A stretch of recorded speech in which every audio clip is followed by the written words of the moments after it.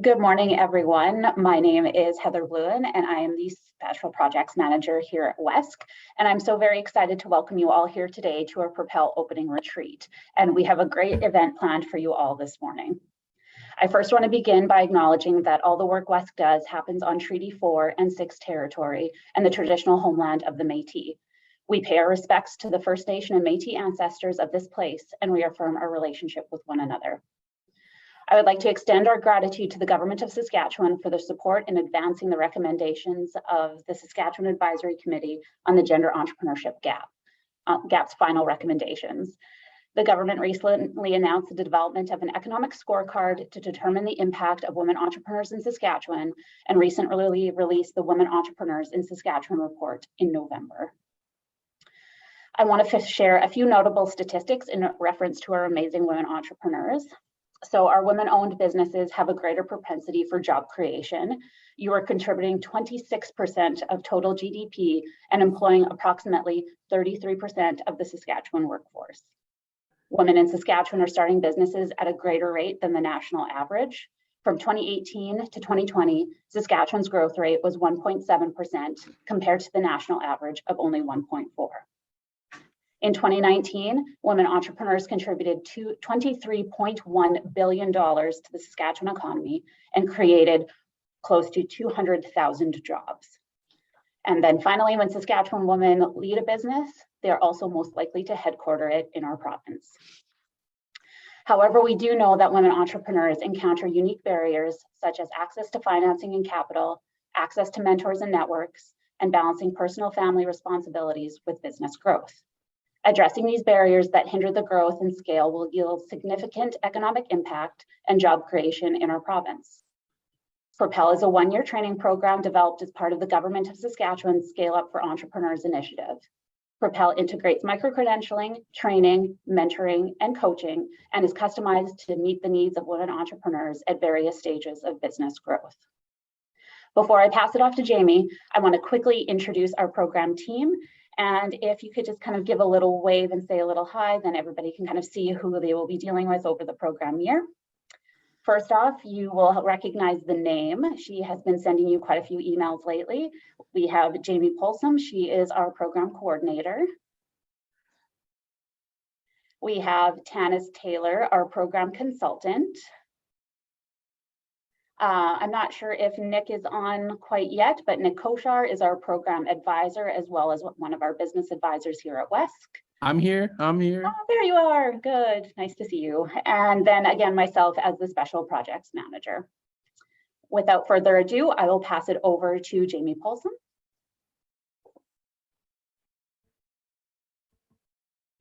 Oh, we can't hear you, Jamie. How about now? Perfectly. Okay, we'll figure that out later. So good morning. It's really exciting to be able to put some faces to the names of you ladies that I've been emailing back and forth with for months. I'm just going to take some time to kind of go over the expectations and the agenda for today. So we're going to have just a general Propel overview. We'll have Kelly Garrett, who I will introduce in a moment. She's going to do a growth strategy workshop. We're going to have a coffee break at 11:25 and then have some cohort breakout rooms so you guys can get to know your cohorts. So attached in the calendar invite and on your cohort web pages is your accountability workbook. So this workbook is going to help you track your progress and document your leadership and business accomplishments, challenges, and opportunities, as well as it's a guide on the essentials of the Propel program. Each month, we are going to have our monthly live session. This month is going to be a little bit different as we're going to be doing a workshop instead of you guys having pre-work to do and then the facilitated discussion, but we'll be back to business as usual in July and then going forward. Now to introduce Kelly. So Kelly Garrett is an executive coach and speaker who consults on all things leadership and teaches the work of Brene Brown. Well-versed in the perils and positives of power, Kelly Garrett describes herself as a recovering executive. Former senior VP at Farm Credit Canada, she was responsible for business strategy, enterprise risk management, and the customer experience and reputation management. She is a communication expert, named Master Communicator and Fellow by the International Association of Business Communicators. Honors include Canada's 100 Most Powerful Women and Top 25 Women of Influence, and the Red Cross Humanitarian Award for Autism Advocacy. Kelly is a passionate about helping others get out of their own way to reach their potential. She also loves wine, same here, flower gardening, and she used to love traveling. So please welcome Kelly Garrett.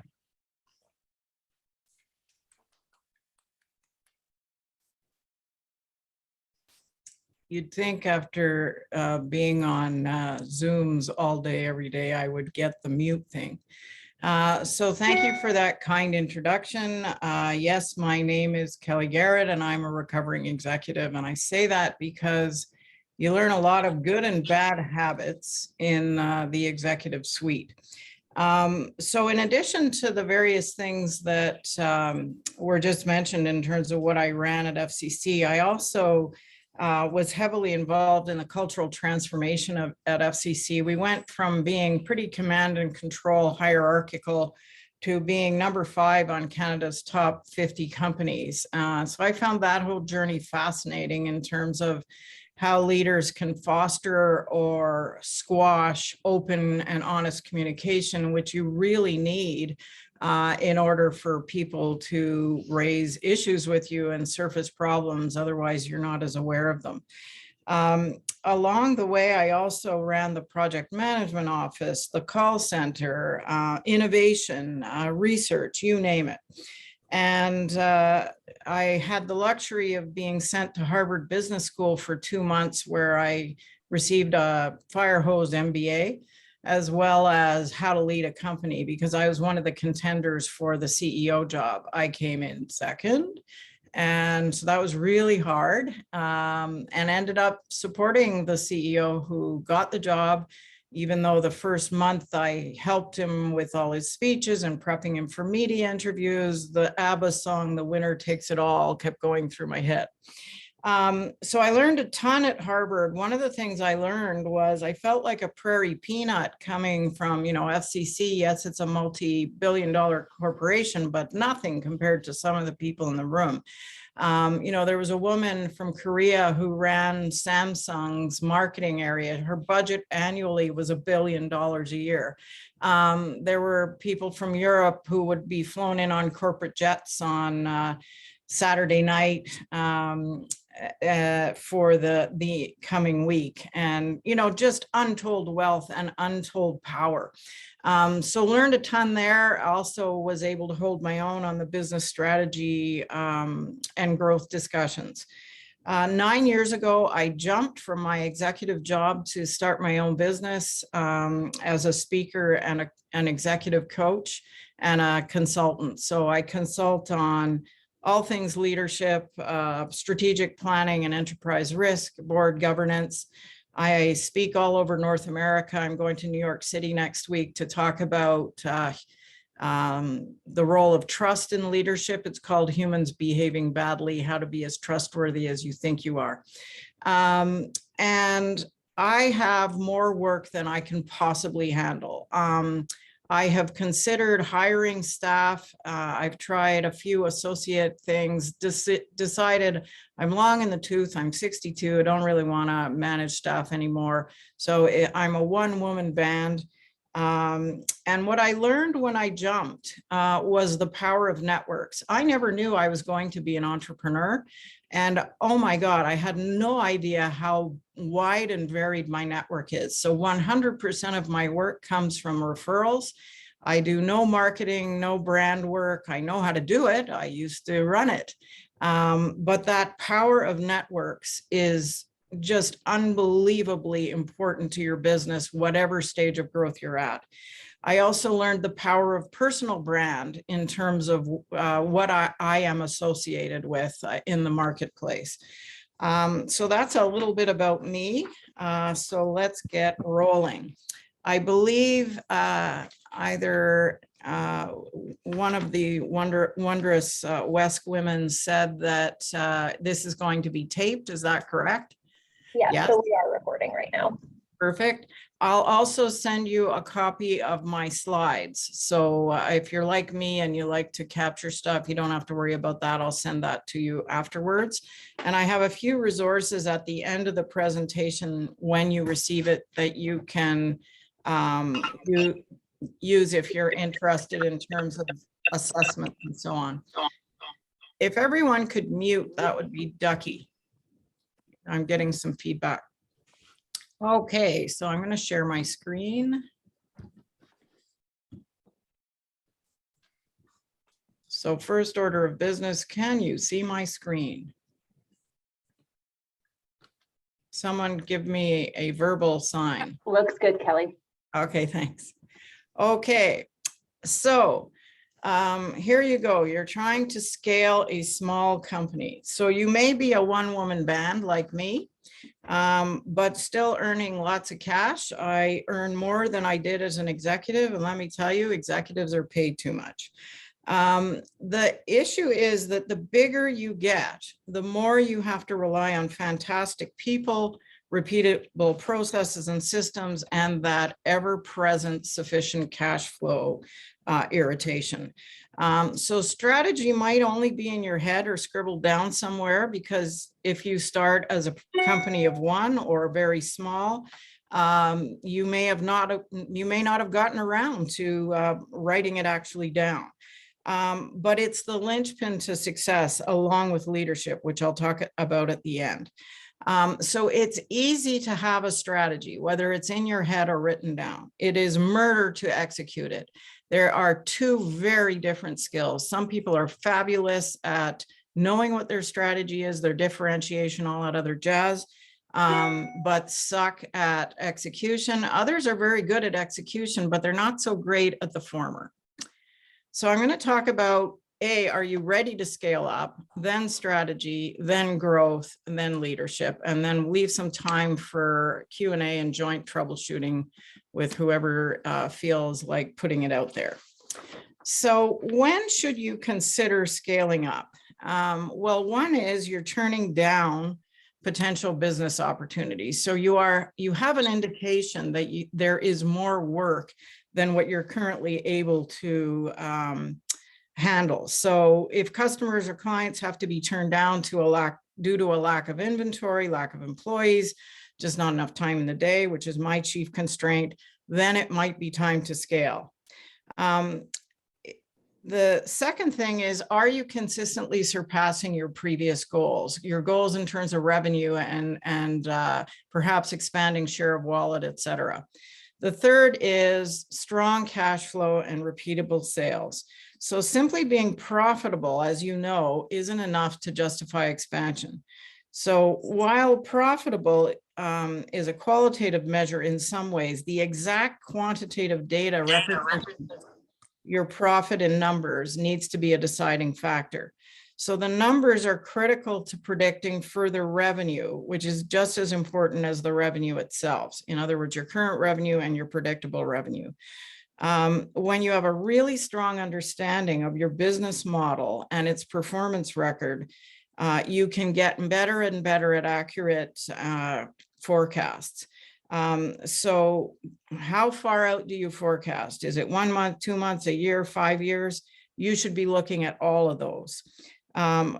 So you need to make sure, of course, strong cash flow and repeatable sales are in your corner.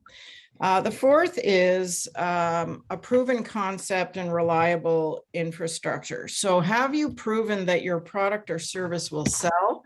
And do you have infrastructure in place? Can everyone please mute, because some people are, sounds like they're having a bit of a fight in their office. The other thing is proper staffing is critical to a small business, and the smaller your business, the more important every single human is. When you're working for a large company, you can afford to have some people who are laggards. You can't afford that at all when you're in a small business. Everybody's roles are vital. And finally, risk. Risk is inherent in business. We used to say at FCC, if we wanted to take no risk, we would never lend money. So of course, risk is part of your business and there's no sure thing, but you need to minimize risk and scale up only when you're ready. So don't create unnecessary risk just because your profits are up one quarter and you have a great team. So what do you need to have in place to scale up? So you've decided, you know, okay, you're turning down potential business, you got great cash flow, you got repeatable sales, et cetera. What do you need to have in place? Well, you should have a strong funnel. Lots of small businesses have inconsistent flows of business. And one of the reasons is a lack of a well-defined funnel. Maybe you're trying too many marketing channels and you're scattered. Maybe you don't have a well-defined product or service. You're not clear about what's different about you, and that might confuse prospects. Maybe you have a lack of testimonials and so on. The second one is, do you have defined standard operating procedures or SOPs and systems? That allows you to quickly scale your small business and get yourself out of the non-productive tasks.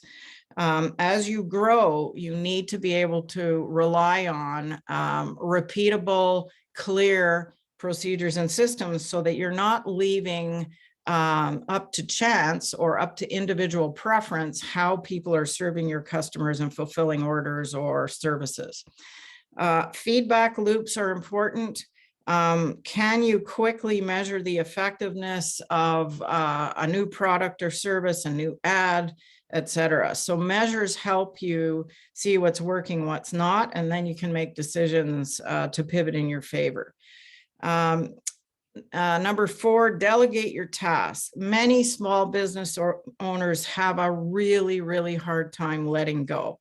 And they have this tendency to want to be involved in everything. And they think they justify it by, well, it's my business and that's the only way I can ensure quality, et cetera. If you are trying to scale up and you are still not good at delegating, maybe you need to revisit whether you in fact are ready to scale up. The more you scale up, the more you have to trust and rely on the people under you with defined standard operating procedures, with clear decision rights about what's your decision or theirs, and all those kinds of things.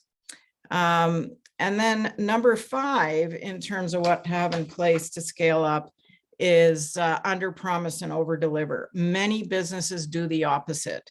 Nothing annoys people more than that. I think one of the chief reasons for my success and many of the people that I have worked with who are entrepreneurs is they consistently deliver more than was expected. So some of the ways to scale up, and I asked you this in the survey, and thank you to those of you who completed it, is to expand what you're good at. It's one of the biggest and best ways to scale up. So you are already established. You find new customers in your current market with existing offerings, or you find new markets for existing offerings. Maybe you develop new offerings that are related to your core competency and what you've already established as you being good at. Or you develop new offerings for new markets, but still related to what it is that you're strong at.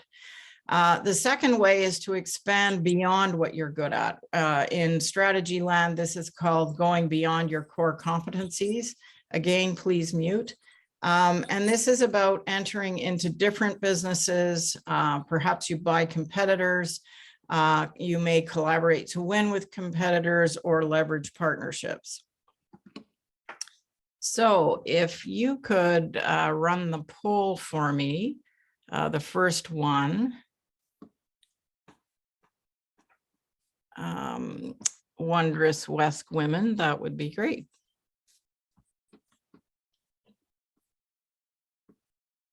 This is not the poll. The poll is expanding existing versus entering new businesses. Sorry, Kelly, we're just having a bit of technical difficulty here. We will get this sorted right away. Oh, okay. I am not in control of the polls. You know, I just said delegate. Maybe just a show of hands, who is wanting to grow your business by expanding more of what you currently offer?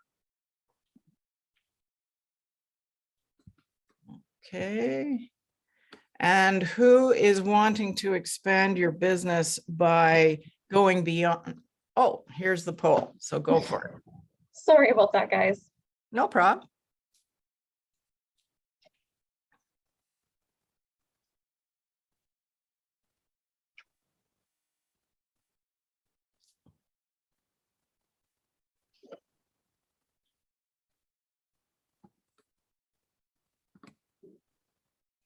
So I believe they are going to show you the results once a sufficient number of you have answered.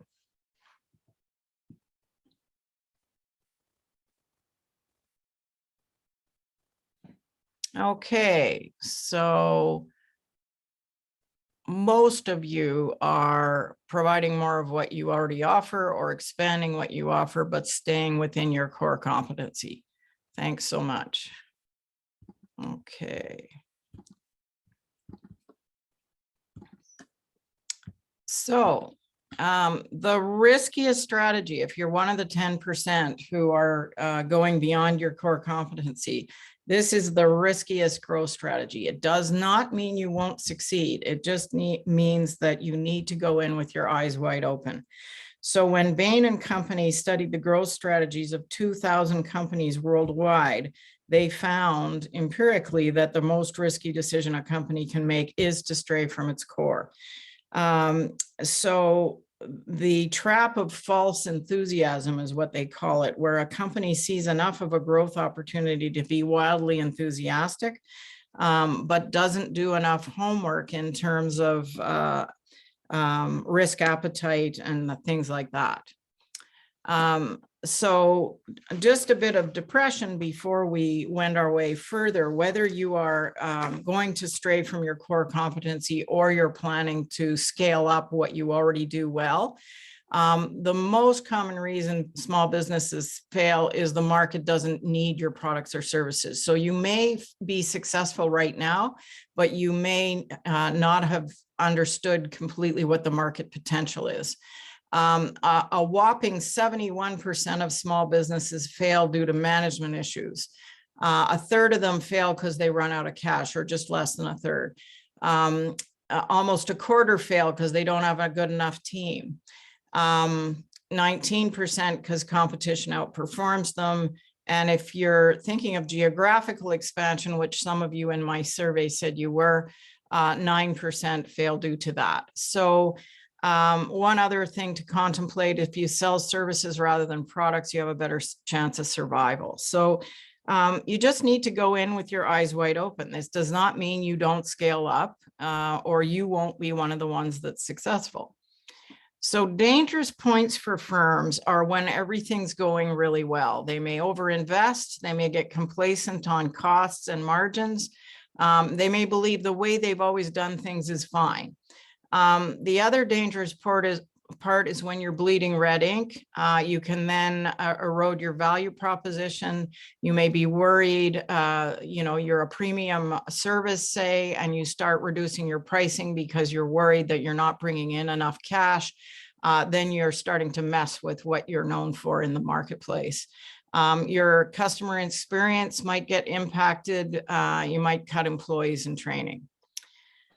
So let's get into the solution building now that I've depressed you. So strategy. The main reason, as I just said, for business failure is inexperienced management, poor planning, and lack of vision.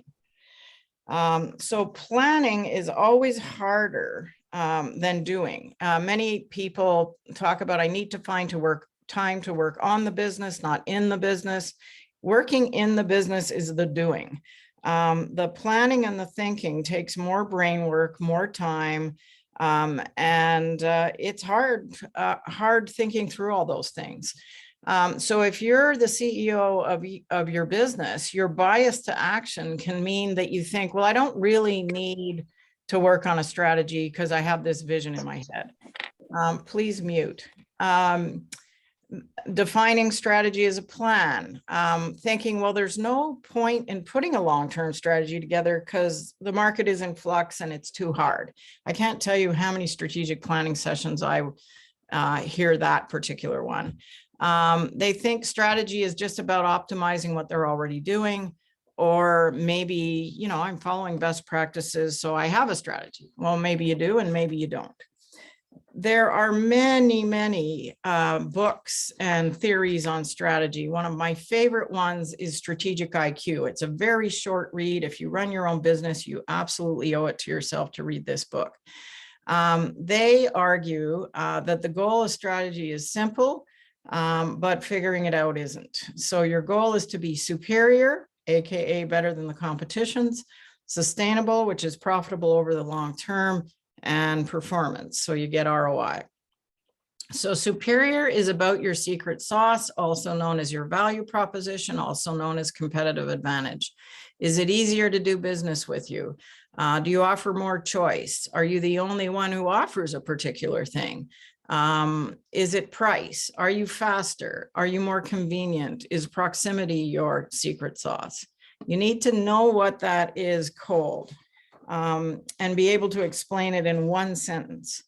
Most business strategies in terms of the value proposition boil down to do what others do, but better, do something no one else can do, or offer the cheapest option. So when you think about what you do better than everyone else, it's fine for you to think that, but does the market agree? Is it borne out with your sales and your pipeline? So you need to define your sauce really carefully, because some very large companies have either gone under or really eroded their value because they went wrong with how they were defining it. So for example, in the 1980s, Smith Corona's vision was to be the best typewriter company in the world, but within 10 years, typewriter technology was eradicated.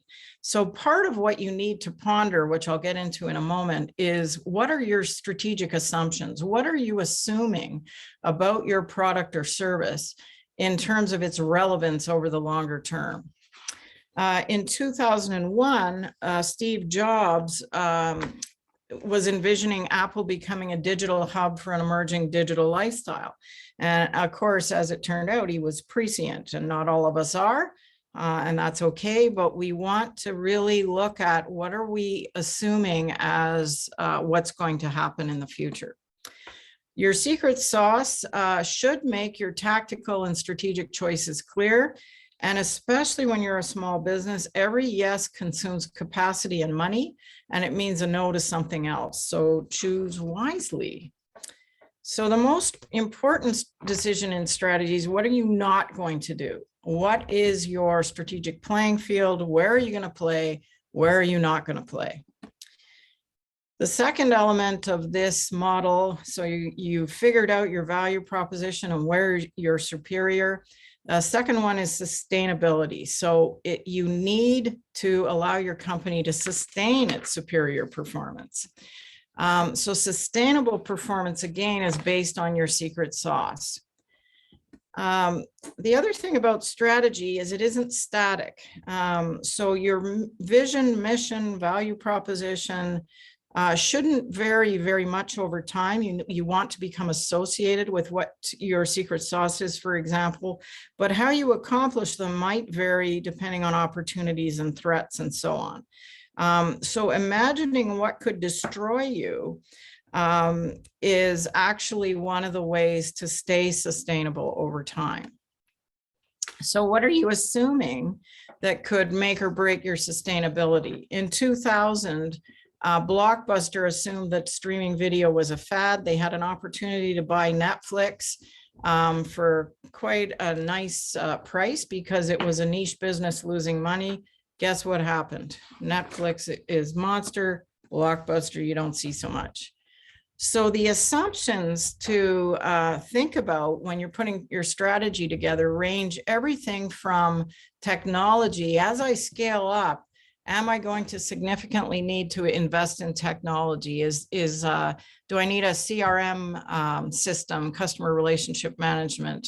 What am I assuming about the kind of skills I'm going to need, et cetera? And then think as well about what external factors might affect your company's sustainability. Enterprise risk is another thing to consider. Reputation is called the risk of risk. It's risk of risks. It's always a risk, no matter what type of industry you're in. So what are you thinking about in terms of your risks, and what are your mitigation strategies? And finally, performance is the third part of the Strategic IQ book. That cash is king thing rules, your equity matters, and delivering on your promise are all elements of performance, but there's other ones as well. So you need to focus on 4 areas if you want to be successful at your performance in a sustainable way. One is obviously focusing on your customers, both current and potential, and your market awareness. The second is finances. The third is operational efficiency. And the fourth is your people. You can have a great product, but lousy service. So you might have something that people really want, but your people are not delivering on your value proposition. You can have wonderful profits, but lousy employee morale, and you have a difficulty retaining employees. The other thing you need to do is align everything with your secret sauce. So what does that mean? Well, one thing, you need to spend your time, money, and resources only on what the customer wants. Lots of small businesses get a bit scattered because they're thinking they have to be good at everything. Make sure you're focusing on what delivers value to the customer. So when you look at alignment with an example like Walmart, their secret sauce is cost. So they promise low cost products. So they have a very sophisticated model that everything is about driving down costs, lower advertising spend than competitors, amazing logistics, just-in-time inventory. When they meet with sellers, their buyers meet them in a room that has no pictures, nothing personal, because they want to be able to negotiate the lowest price. They don't, and one of the ways they've found they can do this is not allow their buyers to develop a relationship with their sellers.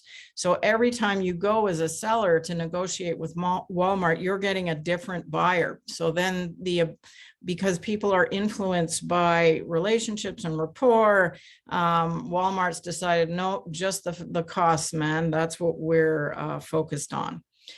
So everything they do in terms of how they run the business is based on delivering against that value proposition of low cost, because that's what the customer wants. They have part-time workers. It's less costly for benefits and salary. No frills feel in terms of the stores, drive a hard bargain, all those kinds of things. So be efficient where the customer has no preference. You don't want to be world-class or uber amazing at everything. You want to be uber amazing at the things that your customers care about. Then you need to select some measures that are going to give you a true picture of your strategy execution. Some people focus only on the numbers.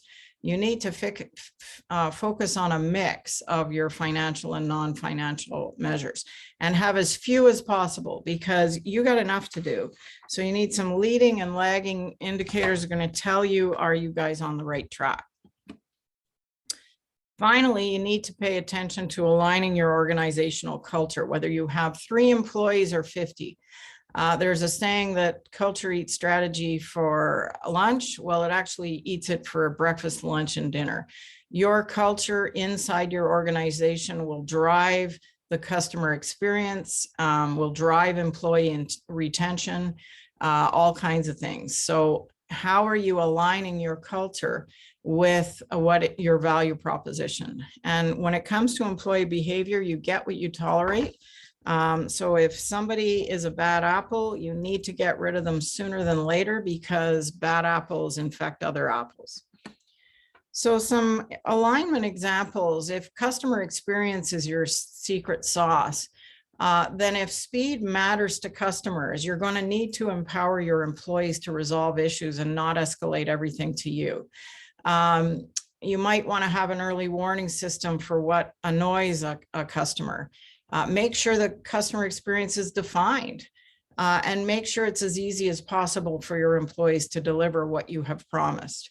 If innovation is your secret sauce, you need to ensure you're getting welcoming ideas from everywhere, that you have psychological safety so people feel safe bringing up a half-baked idea and so on, and doing after-action reviews.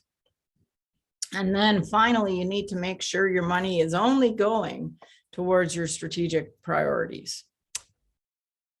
Okay, so the summary of this is: be strategic with your time, energy, and resources. Invest on what the customer wants, and be efficient where your customers have no preference. So it's about superior, sustainable performance. So there was a slide earlier talking about how you need to be sure that you are keeping your strategy relevant. So change is a good thing, but to keep any changes you make rooted in that secret sauce. So let's turn to growth.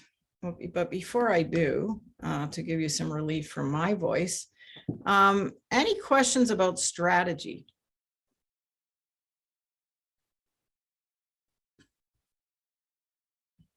Clear as mud? It's all good. How many of you have a strategy that's written down and not just in your head? If one question that I kind of had, I guess, just that you kind of led into, is I sort of do have one in my head, but I guess, is there, this might sound silly, but is there like a template or something where we can have like a guide to like write things down? Yep.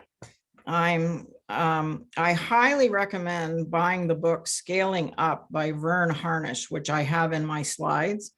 Okay. He has a website with free templates. They're some of the best I've seen. You can put a one-page strategy together using one of his templates. Awesome. So if it's in your head and you're not going to go through a whole robust, expensive strategic planning process, no problem. But fill out your one-page strategic plan. It's one of the best things you can do as a business to actually clarify what is in your head. It's amazing when you start to write things down.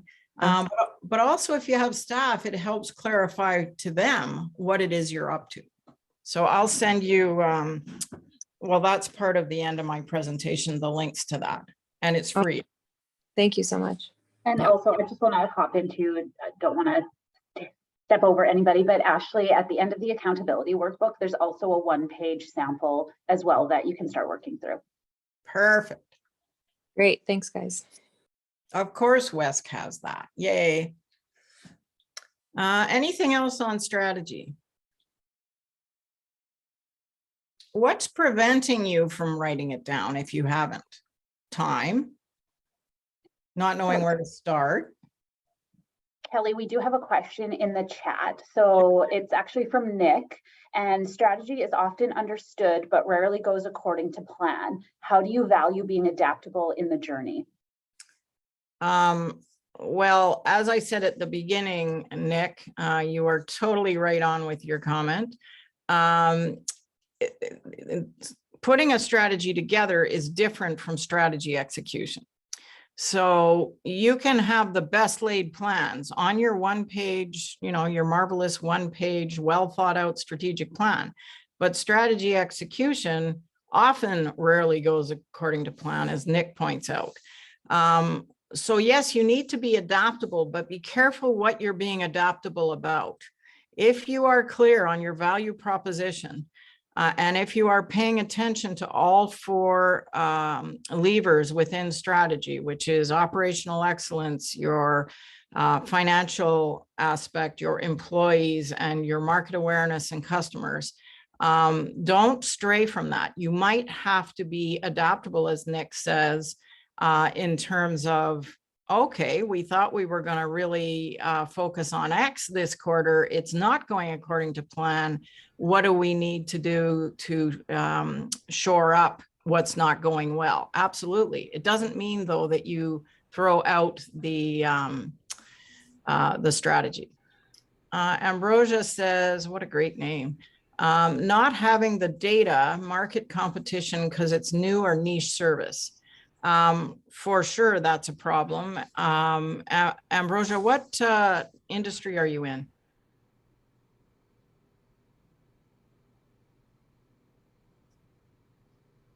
Sorry, my computer had a freak out. It just updated this morning and like nothing's working properly. Okay. I am in arbitration and mediation, but I'm doing it in a commercial setting.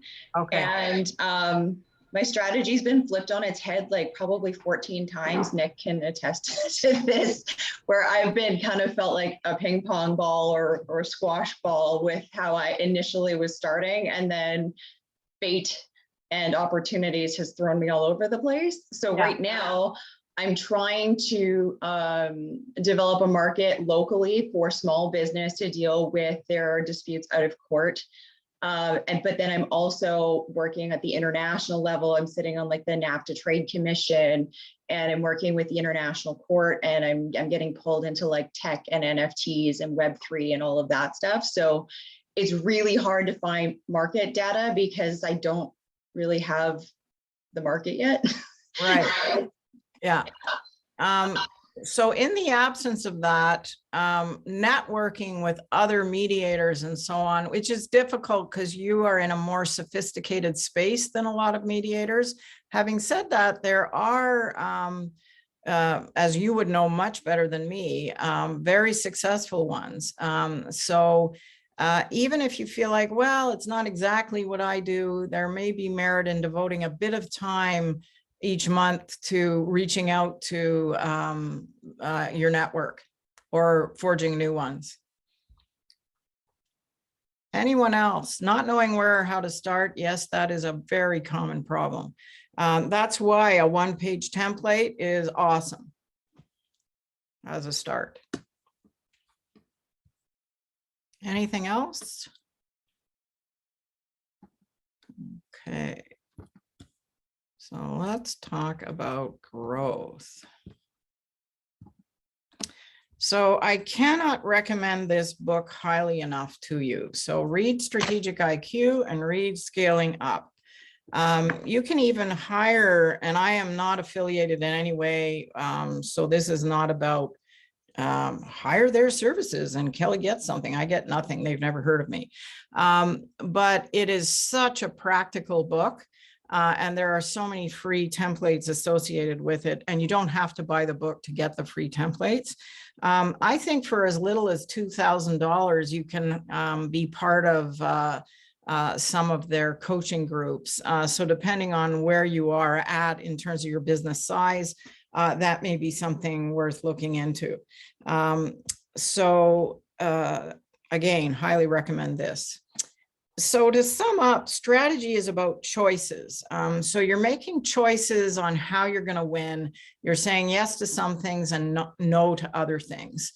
And that is the guts of strategy. You want superior sustainable advantage over the long term. So strategy is also about integrated choices. So you know your winning aspiration, AKA secret sauce, AKA value proposition. You've decided where you're going to play. You know how you're going to win. You have the operational excellence and capabilities in place to deliver what you think you can win at. And then you have the management systems in place in terms of operational excellence. A few thoughts in terms of where our focus is depending on the size of our business. So between startup and 1 million, we tend to have a focus of sell like hell. And we are oriented towards proving that a market is existing for whatever it is that we are selling. When we reach the $1 million threshold, between that and 10 million, we start to really focus on cash, and we're forced to focus more on leadership because we can't do it all on our own. The other thing is growth sucks cash, and mistakes become more costly, and you start to have more and more HR issues. If you get to the hallowed 10 to $25 million range, obviously predictable profit is still an issue. You're noticed more, so making sure you remain competitive and your value proposition remains clear. Operational efficiency becomes more and more important, and leadership. So no matter what size your business is, and even if you're not thinking of scaling up, you need to ponder what your risk appetite is, even if it's only in your own head. So how much money do you have to invest in strategic jazz, which is net new things, even if you're sticking to your knitting and not straying beyond your core competency? How much money do you have to invest in strategic stuff versus your business as usual, keep the lights on operations? How much money can you afford to lose? How much market or customers can you afford to lose? Where can you afford to fail? So some things to ponder about risk appetites. If you're in a large corporation, they have very sophisticated risk appetites with targets and ranges and the whole 9 yards. If you're running a small business, even if you're a one-person shop, what are your financial parameters? What is the minimum margin you're willing to accept? What's your capacity, et cetera? So some of the risks specifically associated with growth are on this slide. So for example, geographic expansion, there's a large upside on the surface, but it's unfamiliar because you're not there yet. Mergers and acquisitions can help with rapid growth, but there's high execution risk. If you try and take advantage of an emerging market, it might have a lot of potential over the long term, but it has a high failure risk. So some of the ways to assess growth risks are really figure out what is my core business, which is based on your secret sauce, and what are my boundaries. You can't sell your core business to everyone in every market. So pick the ones that are the strongest and assess what the cost is if you are into expansion.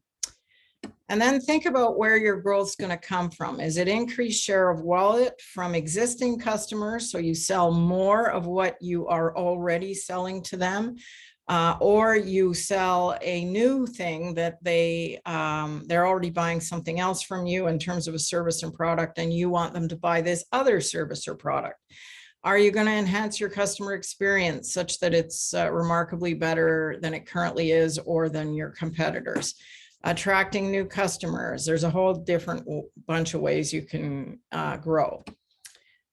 So some growth killers, and this is from the Scaling Up book, are on the screen. So one is leadership development. If you scale up, you've got to have really good people on your team, because you can't scale up very much if you are a company of one. So that means you have to have people you trust who are good and fast and on the same page as you, and you can feel safe delegating to. The second one is scalable infrastructure. So many small businesses have not defined standard operating procedures or processes or what have you, because they've been selling like hell and they don't have time to do that. If you want to get bigger, you need to work on scalable infrastructure. The third is marketing effectiveness. So not spending enough time on attracting customers and attention. And finally, market dynamics. So you fail to address more and more competitive pressure. And the more successful you are, the more you attract attention from competitors that can be a growth killer.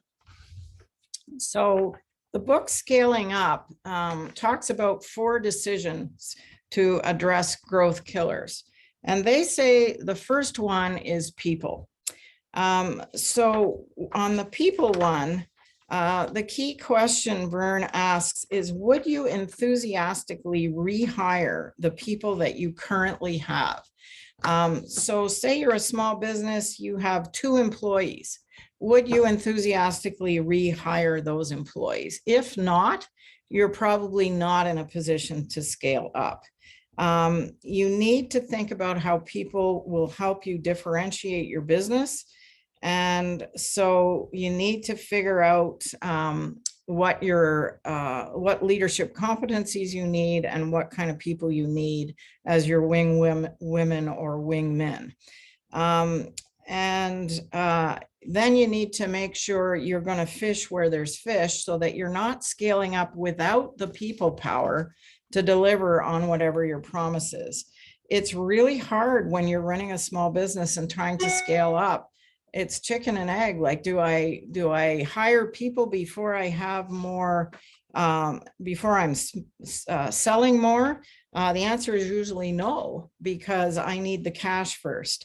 The other thing, as I said earlier about the whole people thing, is the bad apple thing.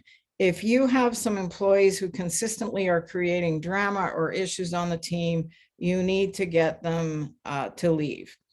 One of the templates provided by the Scaling Up book, that's also available on the website, I believe, is a 1-page personal plan, because you are a person too. You're part of the people equation. So how are you sustaining yourself? How are you renewing yourself?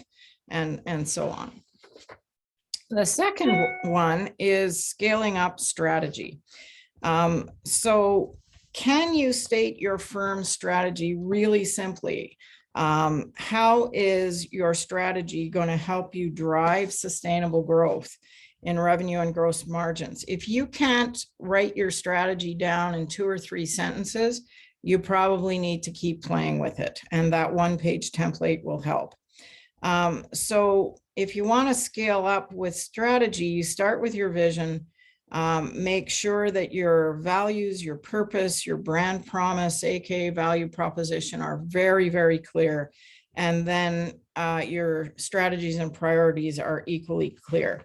The problem with priorities is we all have a lot of them, and your people will spend their time on what you keep asking them questions about. So you need to make sure that the priorities in your strategy match the kinds of questions that you're continually asking your people. The third one is scaling up execution. So this is about operational excellence. Do you have standard operating procedures? Do you have processes? Do you have escalation processes clearly defined? Decision rights clearly defined? Early warning system in terms of problems, so you're not pissing off customers and leaving them. Who does what? The bigger you get, the more important that is. So operational excellence is a key part of scaling up execution. And finally, scaling up cash. The key question here is, do you have consistent sources of cash that are ideally generated internally to fuel the growth of your business? So cash is king. You can get by with a decent bunch of people, a decent strategy, and decent execution, but you won't last a day without cash. Inflation is rearing its ugly head, and so taking a look at cash now could help make sure you don't wake up a year from now with slimmer margins wondering what happened. One of the things to consider, there's a financial analysis thought leader by the name of Alan Miltz. He recommends examining your power of one. So you might consider scenarios like, how much more cash can I generate if I increase my price by 1%, which is not terribly discernible in the market, but will generate more cash. What would it look like for our numbers if we reduce the cost of goods sold by 1% to bolster your cash flow? So lots of leaders pay more attention to revenue and profit than cash. So because they're so focused on the revenue, they're not paying as much attention sometimes to the cash flow statement. So the quickest thing you can do is look at your cash flow statements every week, every month, what the forecast is the next 30 to 90 days. Keep cash top of mind. It's tempting as you do more and more well to focus more on the revenue and your projections, but that cash thing will kill you if you don't have it under control. So I now would like the second poll, which is the biggest strength of my business.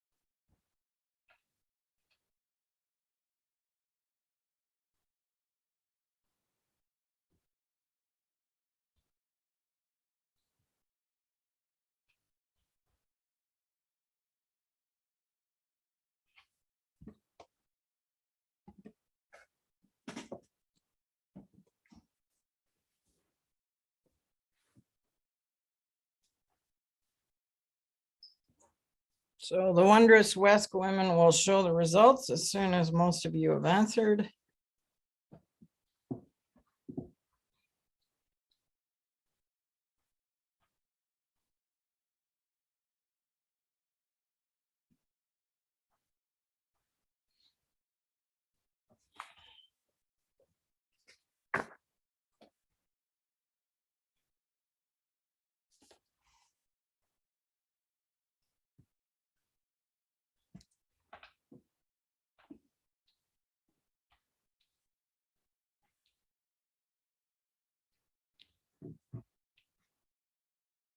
Great. So if you can do the next poll, which is where are you weakest?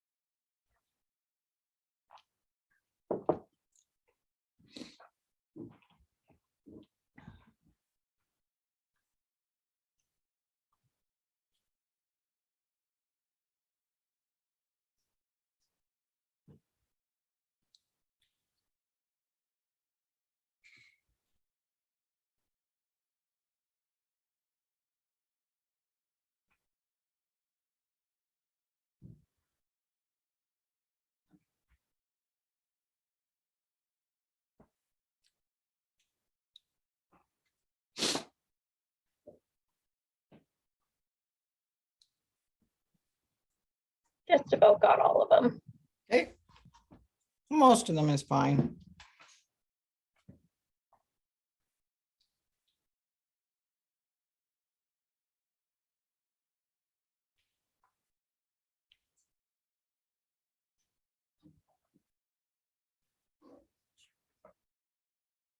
Okay.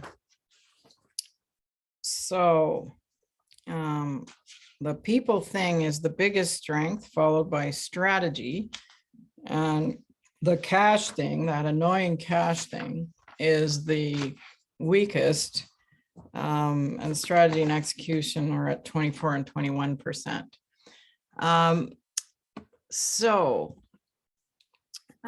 Any questions or thoughts about these 4 areas to focus on if you want to scale up? Because I'm going to put you in breakout rooms, or actually that's not true. Jamie or Heather are going to put you in breakout rooms. and you're going to discuss. Kelly, just really quickly. So we're actually having issues with the breakout rooms. I was trying to okay. set them up for later on, and they are not working for us. Oh, okay. Then you're not going in breakout rooms. We're going to stay in this. We're going to pivot because Nick says, how do you value being adaptable in the journey? Well, here we are being adaptable. So we will have a group discussion. So what are your thoughts about this idea of focusing on people, strategy, execution, and cash? I mean, whether you're scaling up or not, they are good pillars to focus on to run a good business, right? What do you think of this? Does anybody have all four of them? One thing, Probably not all the time. one Go- thing that, sorry, is it okay just to speak freely? Go Or? for it. Okay. Yeah. One thing that I liked about the question for strategy, the way it was worded is like that everyone's aware of the strategy. And so I noticed like that's a huge gap in my business. I don't share much at all with the team that makes things happen every day. So definitely need to get that under control. And how many staff do you have? Well, our company as a whole has close to 30, but for what I run, it's 15. So I need to be better at that because I can see how that's maybe causing problems that I wasn't even aware of why that would be. Like, I didn't understand before that like strategy is something to be shared with the team versus like only a leadership experience. Right. And that is super common, not just in small companies with 30 people. It's common in very large companies. So the more people have a really good sense of what your strategy is, what your secret sauce is, what you're gunning for in terms of priorities this month and this quarter, the more they are likely to focus on what you want them to focus on. One of the interesting things about small business owners is they often think, well, it's my business, so I don't need to share that. That's my preoccupation. It's just that all the people you've hired are the people who are going to be delivering whatever that strategy is. So the more they are completely clear on, look, there's pressure on margins, we all need to focus on extracting an additional 1% when we're negotiating contracts, for example, or an additional 10%. Maybe you have a different priority. You know, we've learned that there are themes with customer dissatisfaction that we're too slow to fulfill orders. So tell us what's getting in your way as an employee to fulfill the orders quickly. You'll find out themes, and then you as the owner can decide those are legit or no, they're not legit, and I just have the wrong people. So yeah. So communicating this. So essentially, like right now, I've built things to a point where we have, I mean, we're all working for a common goal. Everybody, one of my biggest strengths is the team, things like that. And then we're very reactive. So when it comes to strategy and communication, so if we identify a problem, then we react and fix the strategy that way. But do you have any advice on maybe taking a more proactive approach? And if so, like how frequently do we discuss these things so that the communication is open? And I don't mean like we have like a morning scrum, things like that. Like we are communicating daily, but maybe something that's just focused on strategy. And another question, would you include the whole team or just like leaders? Again, it depends on the size of your business. How many employees are there? Sorry, it's Ashley again. So I'm sorry, 30. Roughly like 50, yeah, 30, but like the people I'm thinking about are 15, but maybe that's wrong. Maybe I think of everybody as a whole. Right. So all of you should be framing all discussions and rooting it in your strategy. So that's why you have a one sentence thing that is your shtick, that they get so sick of hearing that any of them could say what the strategy is in one or two sentences. So you have your daily scrum or whatever you called it. So as you know, our secret sauce is X. And our priorities this month are ABC. Now, what do you got on your plate? Like Okay. literally frame almost every discussion with, here's the secret sauce, here's the priorities. There is a fabulous book called The Advantage by Patrick Lencioni. You can Google a summary of it, which would be good enough. All you need, in fact, I'll add it at the end of the presentation. He says that your job as a leadership team is to nail what the strategy and the priorities are. And then the other 3 tasks are to communicate clarity, over communicate clarity, over communicate clarity. So what's funny about those of us who are the business owner or on the senior team is we're ahead of them all because we were the ones who conceived the strategy. We're kind of sick of it. We don't want to keep talking about it. We want to talk about all the other things and the problems and solve things. But they haven't been sitting at the table with us. They don't know that you want us to focus, that the customer experience is number one. It has to supersede everything. Well, what does that mean? You know, you use the Nordstrom example of it meant that somebody returned tires to Nordstrom and they don't even sell tires. I mean, that's extreme, but that's the sort of mother lode of the customer experience storytelling. So yes, what's your secret sauce? What's your strategy to sell that sauce? What are your priorities? Just drive it home over and over. Awesome. Thank you, Kelly. Yeah.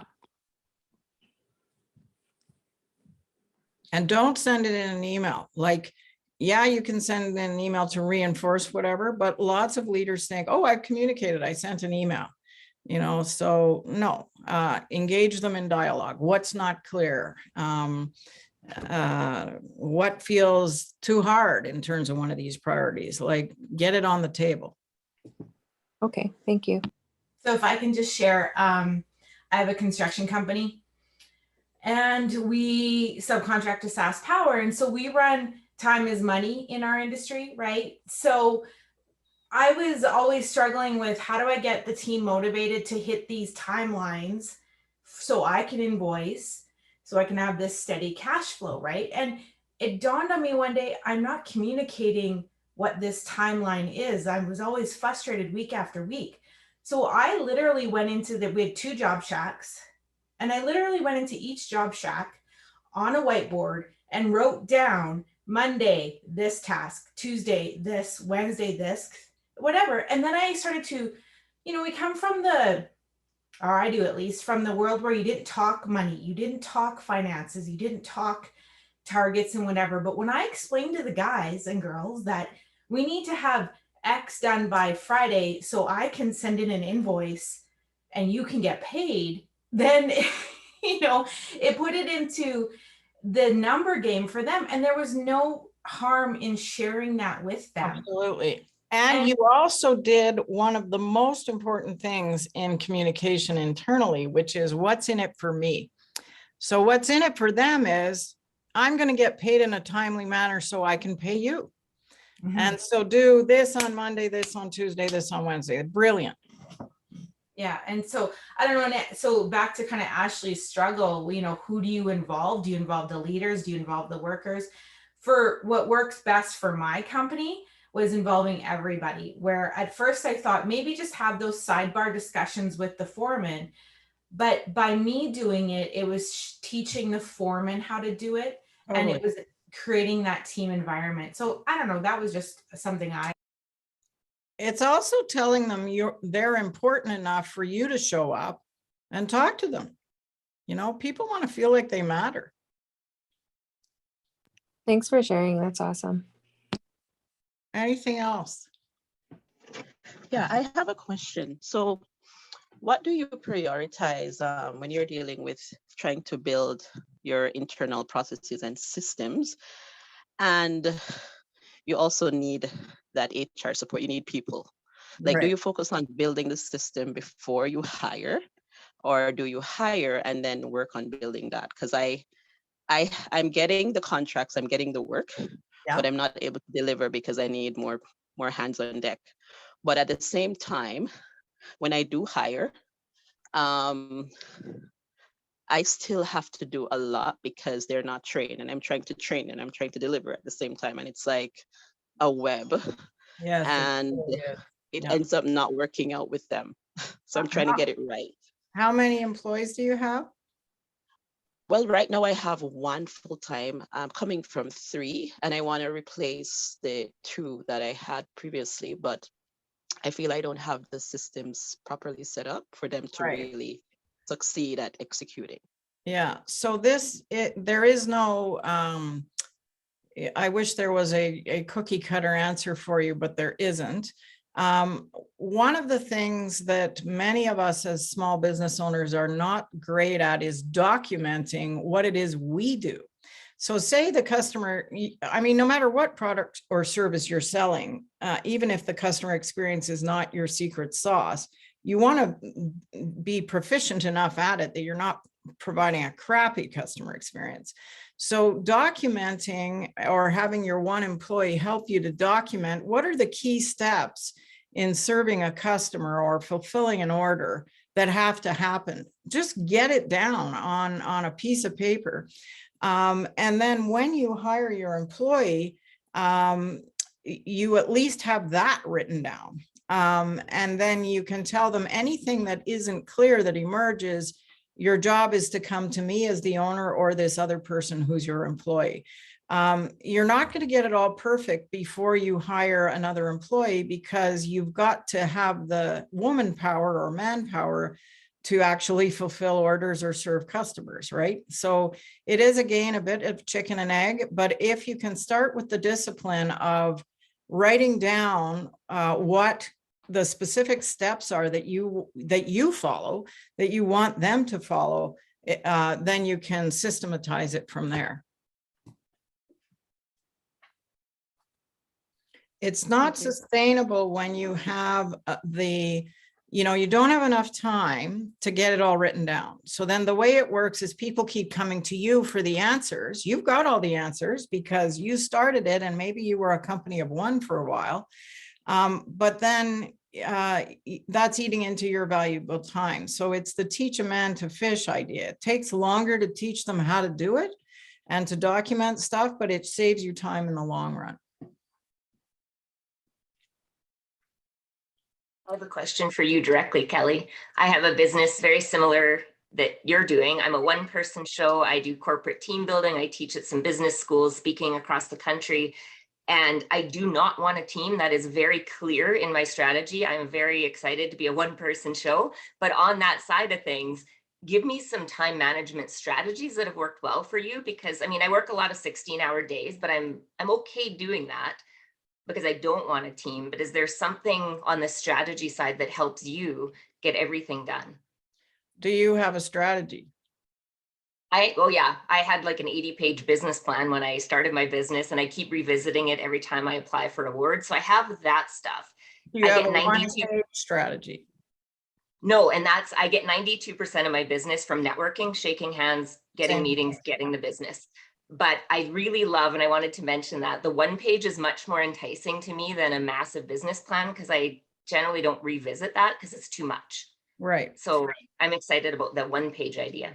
So I would argue if you're working 16-hour days, it's not sustainable and it's not a life. I worked 7 days a week for 3 months earlier this year because a colleague in the US and I were delivering a massive gig to Red Hat, an open source technology company, and she had a massive stroke. And so I had to take on full delivery and all of her coaching clients. So I took on 22 additional coaching clients in a 3-month period, and I already was running my business doing a million other things. So that reaffirmed my zeal to not work 16 hours a day.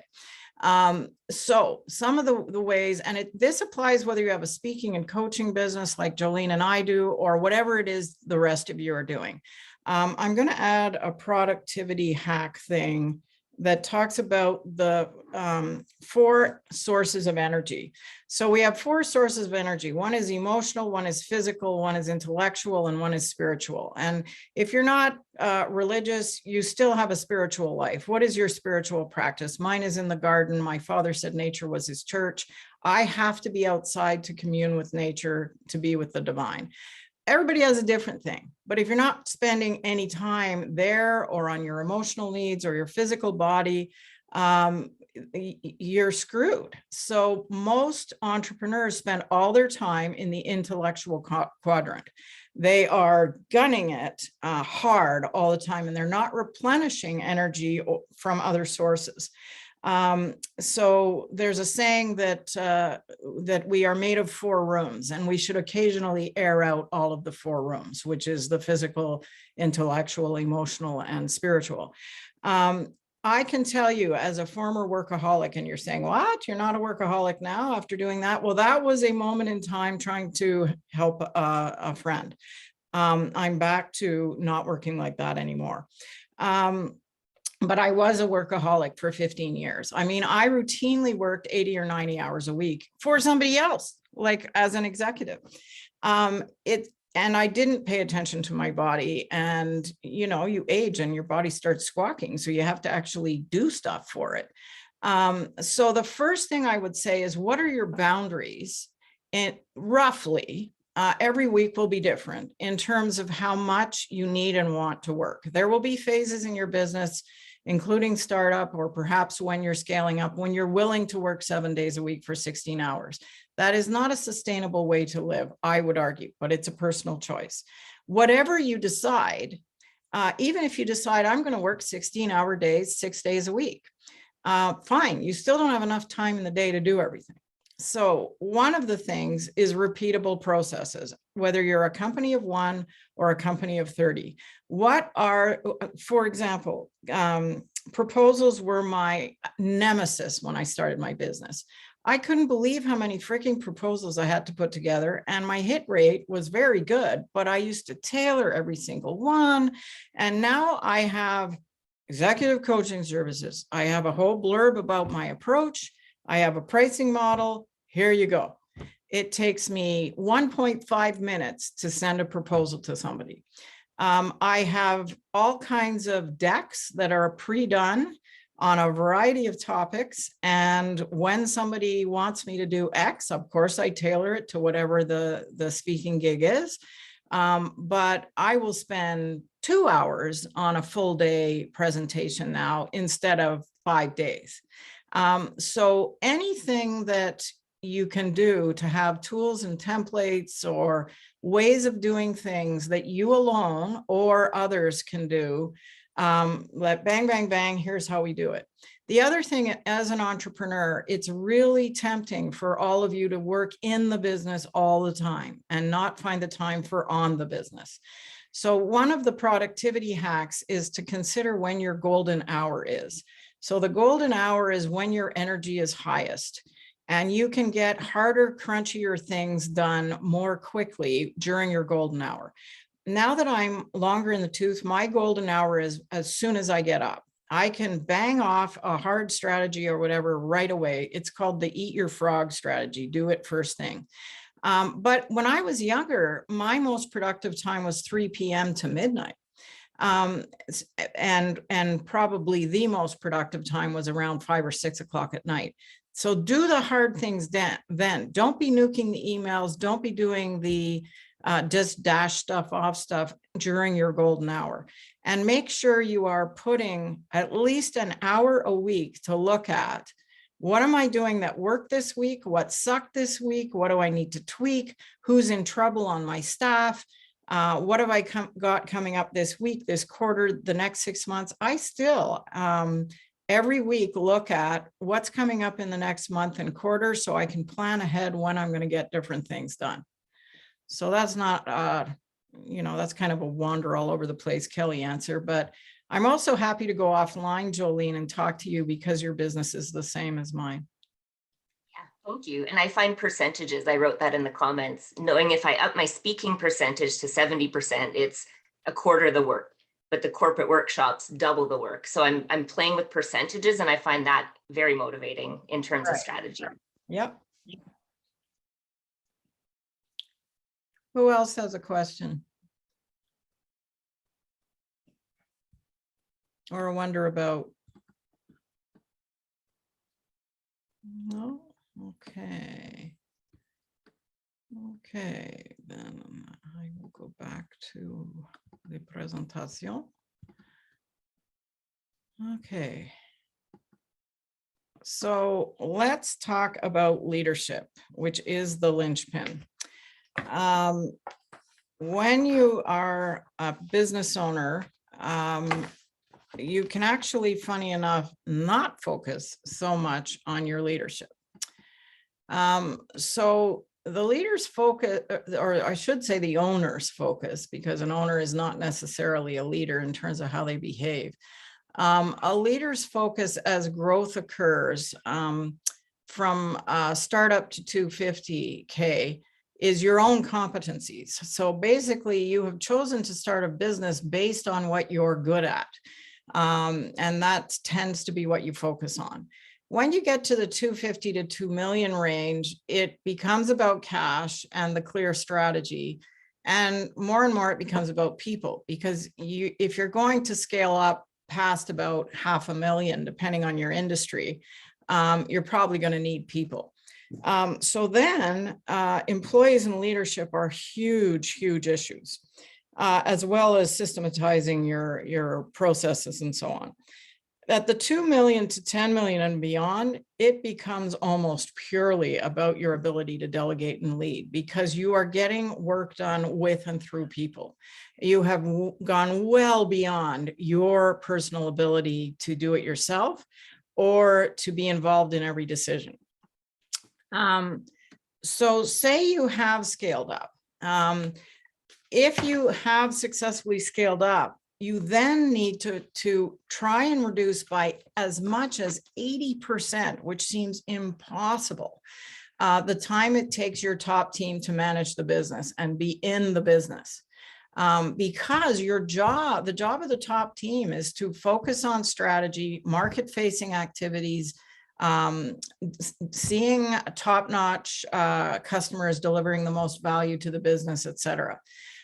So you need to realign everyone to drive execution and results. And this is again out of that scaling up book. So, you know, senior leaders or owners know they've succeeded in building an organization that can really scale up when they're the dumbest people in the room. And yet it's tempting for all of us that, well, no, I don't want to be the dumbest person in the room. I want to be the one who has the answers. It's my business, damn it. So no, I don't want that. But when you have people who are smarter than you, they're going to help catapult your business. If you're operating as an owner and think leadership is about you having all the answers, you're probably going to suppress people's ideas and input, which might result in organizational silence. It might create a feeling that it's not psychologically safe to challenge the owner. You don't want that. You want to hear early and often when people disagree and so on. So the best leaders have the right questions and are constantly turning to employees, customers, advisors to get their take on things. You don't have to agree with all of it, but you're getting kind of a 360 view. So your business is only as valuable as the degree to which it doesn't depend on you. So some of the things to ponder are what can you eliminate and just completely stop doing. Doesn't mean the business is going to stop doing it, but what can you stop doing? What do you need to be more involved in? Well, if you don't have a clear strategy, you should be more involved in that. What should you still be involved somewhat, but you need to reduce well beyond your current level? And what is it that you haven't thought of yet that you should be creating as net new things that you do? So there are two types of leadership, and they both really matter, but many entrepreneurs mostly focus on the left. They focus on professional leadership behaviors. So that's all the things on the left, you know, it's the working in the business after you set the strategy. Focusing on execution, optimizing efficiency, that cash flow thing is always on your mind. Air traffic control, hiring and trying to retain staff and having to fire sometimes and all that stuff. But personal leaderships are more about who you are as a human being and how you be. A good leader has their leadership rooted in integrity. They are very good at communication and painting a clear picture and very good at active listening. It's not just about them talking. Fantastic at building trust, which is a two-way thing. It's not just about you wanting them to trust you, it's you trusting them. Proficient at constructive conflict, because without constructive conflict, you can't have innovation and you can't surface problems. Becoming good at coaching and feedback, knowing how to hold a performance discussion that encourages people rather than punishes them. And if you don't pull up your socks by next quarter, then your employment is in jeopardy. You might actually have to have a conversation like that, but I would hope you wouldn't have a conversation like that till you're at a point that you have done a lot of coaching and feedback and trust building first. Another personal leadership behavior is soliciting ideas and input, because only your ideas is not going to make it good enough. Coming from a stance of not having all the answers, and how do you behave under stress? Lots of us give ourselves a get out of jail free card when we lost our temper or we get frustrated or what have you, because we were stressed. But the war for talent is real. Many of you mentioned that in your pre-meeting survey. That attracting and retaining good employees is one of your headaches. Well, how you as a leader behave, how you as an owner behave in terms of leadership will attract or repel your existing and future employees. But where do most business owners tend to focus? It's on the left. For sure, you got to work on the stuff on the left, but it's not all you got to work on. So personal leadership behaviors matter, obviously, in the war for talent, but also the better your people are, you are. A lot of business owners think I'm the boss and it's my business. Yes, you are. And that is a great leadership strategy if you are a company of one. If you have more than you working for your company, I'm the boss and it's my business is not a motivating approach to other people. The other thing is everybody's connected to someone, not just within your business, but outside your business. So how you treat people filters out. I don't know, it's like the walls have ears. So, you treat one employee harshly, pretty well all your employees will know that happened and then worry it might happen to them. If you're fair, if you listen, if you're clear, that reputation, as well as a good listener, it'll go beyond the walls of your own organization. And some of your employees may be connected somehow to customers, somehow to referrals. So how you treat everyone is how you treat everyone. So lack of kind of leaderly behavior gets around.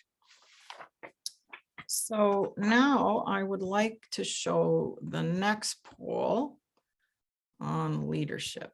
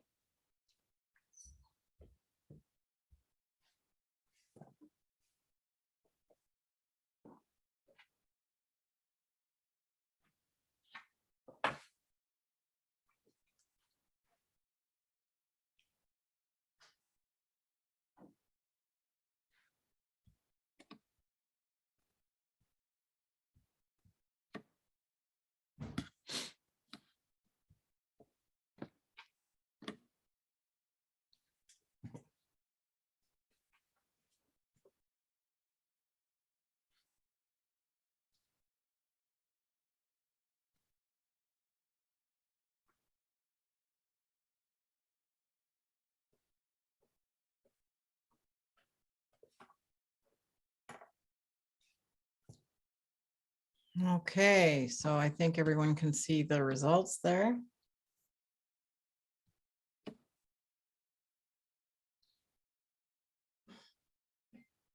Okay, so 71% of you said you're a competent leader, but still need to improve your leadership. And even if you're a stellar leader, that's the right answer. It doesn't matter how good you are, you always need to be focusing on improving it. Can everyone put their cameras on while we're in the discussion phase? That would be lovely.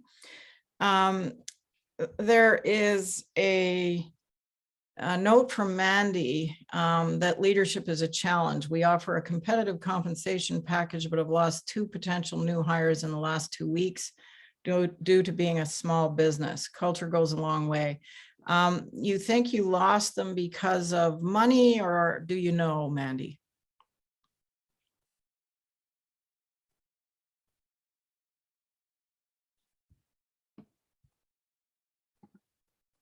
Mandy isn't on camera, so I don't know if she's still online. So 13% of you said you were in a leadership in a company before you started your own, and almost 40% of you said you have had leadership training. I have to say that, you know, serving in a formal leadership position, I would call it, in terms of you have responsibility for direct reports. If you worked for a company that had a good leadership development program and good performance management and goal setting and all the rest of it, that can be invaluable when you start your own business. If you don't have that, that's okay. There are all kinds of online courses, many of them inexpensive, that if not having had leadership training is an issue for the 61% of you for whom it is, I would highly recommend that you look into that, and specifically look into leadership training for small businesses, for entrepreneurs. I don't know if WESC provides leadership training at all, Heather or Jamie, do you? We have built into our programming, so there will be a leadership section in Propel as well as some of our other programming, and a lot of our business advisors are well versed in that area as well, or can point folks into the right direction on some excellent training opportunities. Right. So one of the other things I'll send you as something you can copy is something called the employee value proposition. And that can help when you're trying to attract employees as well as retain them. So what an employee value proposition is, it says what you offer very specifically, everything from competitive benefits and salaries to a culture where you can have fun, if that is your culture. Don't say that's your value proposition if you can't have fun where you work. But then you also do the flip side, because what I find is an issue with many small companies is they are trying to get people to work for them. So then they say, here's everything we'll give you. But then they're not clear on here's what we expect out of you. So it's a two-pronged thing. So you should create a one-pager, and I'll send you a copy of one. Here's what we offer, here's what we expect. So if what you offer is a work environment where you can bring your ideas and whatever to work, you also expect that people will align with decisions and get on with it, in other words. And there's different ways to say that. You know, sometimes when you're trying to project a culture of inclusion and everyone can weigh in on everything, well, that may not be realistic. You aren't big enough that everyone can be involved in every decision. So don't promise it. Make sure that what you promise matches what their actual experience is going to be, and be very clear about what you expect. We expect you to be on time. We expect you to act professionally. We expect you to resolve differences with an open mind. Whatever it is that you want out of your employees. Anyone want to talk about what they've done to build culture in their organization in a positive way to get the kind of behaviors they want out of their employees? What have you tried that works that you can share with the group? Sorry I can't share my camera today, but No problem. one thing that I've found work is offering like a hybrid working situation. I read an article that said if you can't trust your employees to work from home, you have a bigger problem than that. Right. And so I really ripped off the Band-Aid and allowed it to be like a personal choice.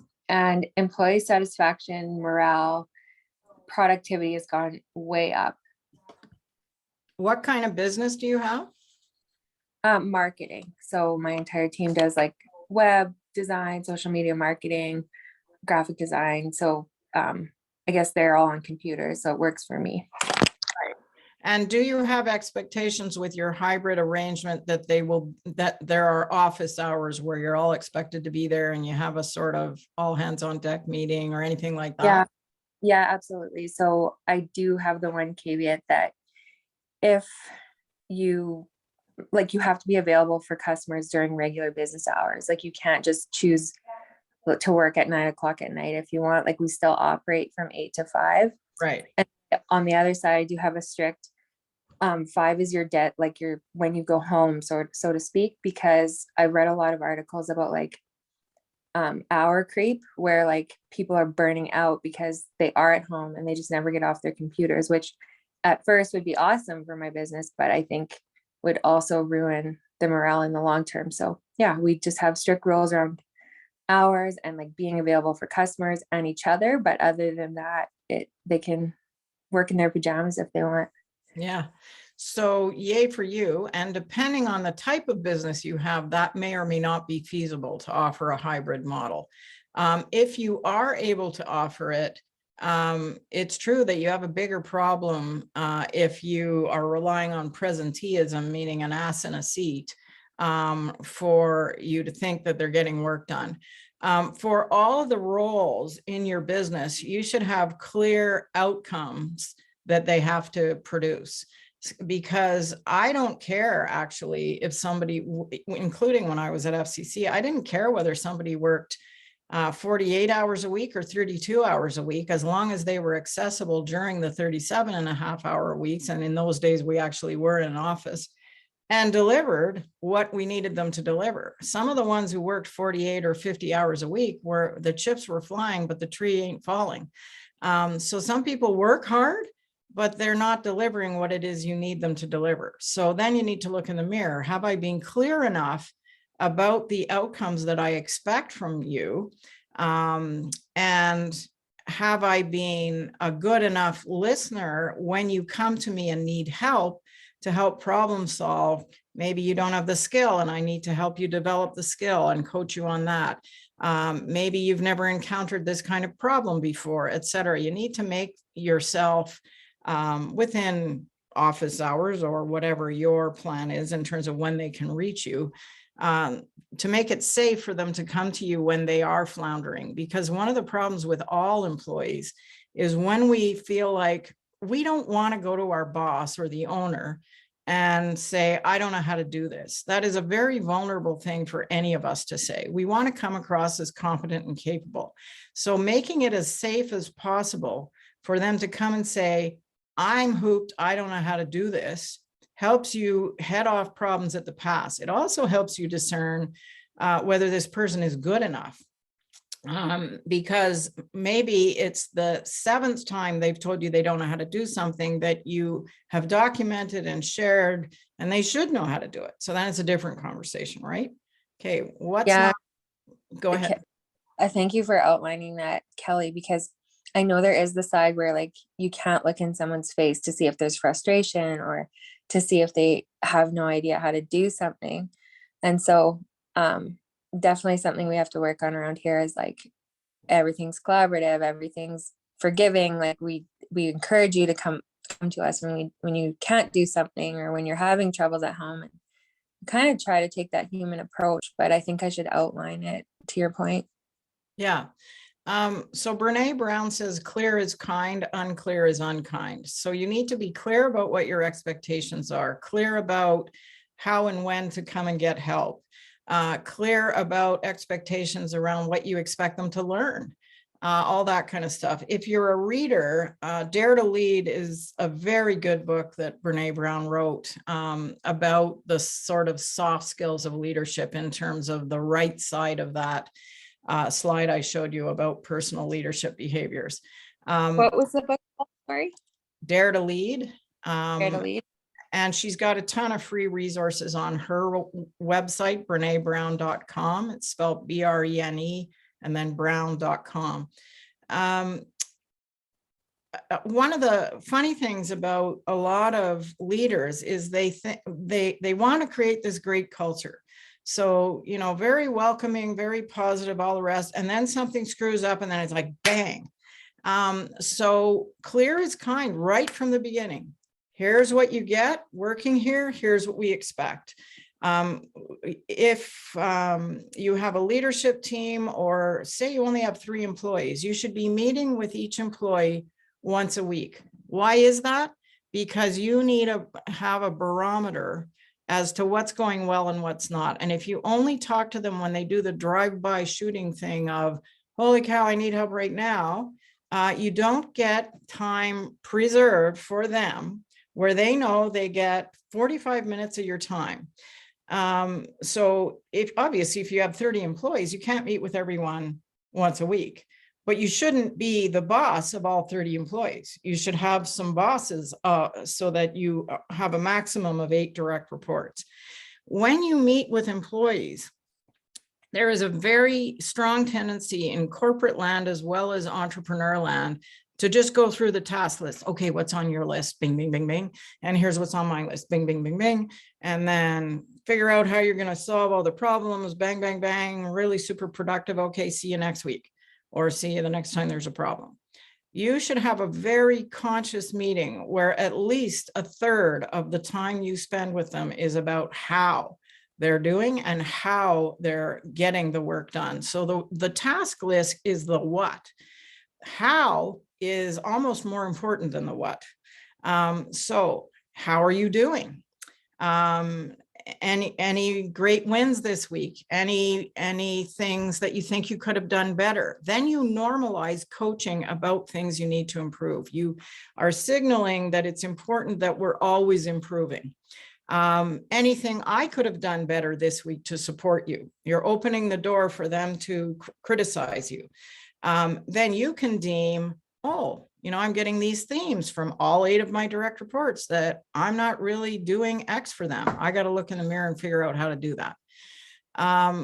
It might seem like a tall order to meet with people one-on-one at least weekly. If you can't swing that, do it bi-weekly. But the more you forge that trust-based relationship and you really have a handle on where they're at, the better. The other thing I would recommend you do is, whether you have 1 employee or many, is very early on in them starting with your organization, have a conversation about where they want their career to go. You're likely hiring people who are young, who have 0 intention of staying with you forever. And frankly, you probably don't want anyone to stay with you forever, except maybe a very special wing person. So start the relationship with what's in it for them. So what do you want to do with your career? Where do you want to be 5 years out? Where do you want to be 10 years out? If they don't know, ask them a question. What do you think you're good at? What do you think you need to work on? Then you can pin your coaching to what you learned. So I heard you want to be an entrepreneur one day. So here's what I'm noticing. You are fantastic at ABC. And if you want to be an entrepreneur in 5 years, I think you're going to need to pull up your sockies on this particular skill. Here's some ideas I have for you. What are your ideas? Then it's like, wow, she's always criticizing me, to, oh, she's trying to help me get better and reach my own goal. Kelly, is there any risk there? So I've read, I mean, everything you're saying is just like music to my ears, because in addition, again, this is actually in addition to the fact that everybody works remote and we need lots of communication. They're all Gen Z, early millennials who like need that other side of the list that you talked about. But, and I've read a ton on, okay, you have to like ask people where they see themselves and like what they want. And I'm like, Well, I can guarantee that that's not me. And so I'm scared to ask them that because I don't want them to leave at this point, because that would really suck for me. So I guess, can you offer any advice on like how to put it so it's not like, okay, we're planning your exit strategy, but more like we're growing together, and I'm kind of like your mentor to get there one day, but today is not that day. Oh, I think that not asking that question lays you bare, actually, because if you know they want to leave within 5 years, hey, you better know that. You want Right. them to excel and be as damn fine and good as they can while they're with you, and you know they're with you for a good time, not a long time. And so they say we should be having stay interviews now anyway, whether we're a small business or not. So, just like with customer satisfaction surveys, you should be doing an employee pulse survey, even if it's the free Gallup 10 questions, about employee satisfaction. But the more you know about what they really want to do, the more you can pin what you get them to work on and so on to the degree possible. Failing to ask that question isn't going to make them stay with you longer. Yeah.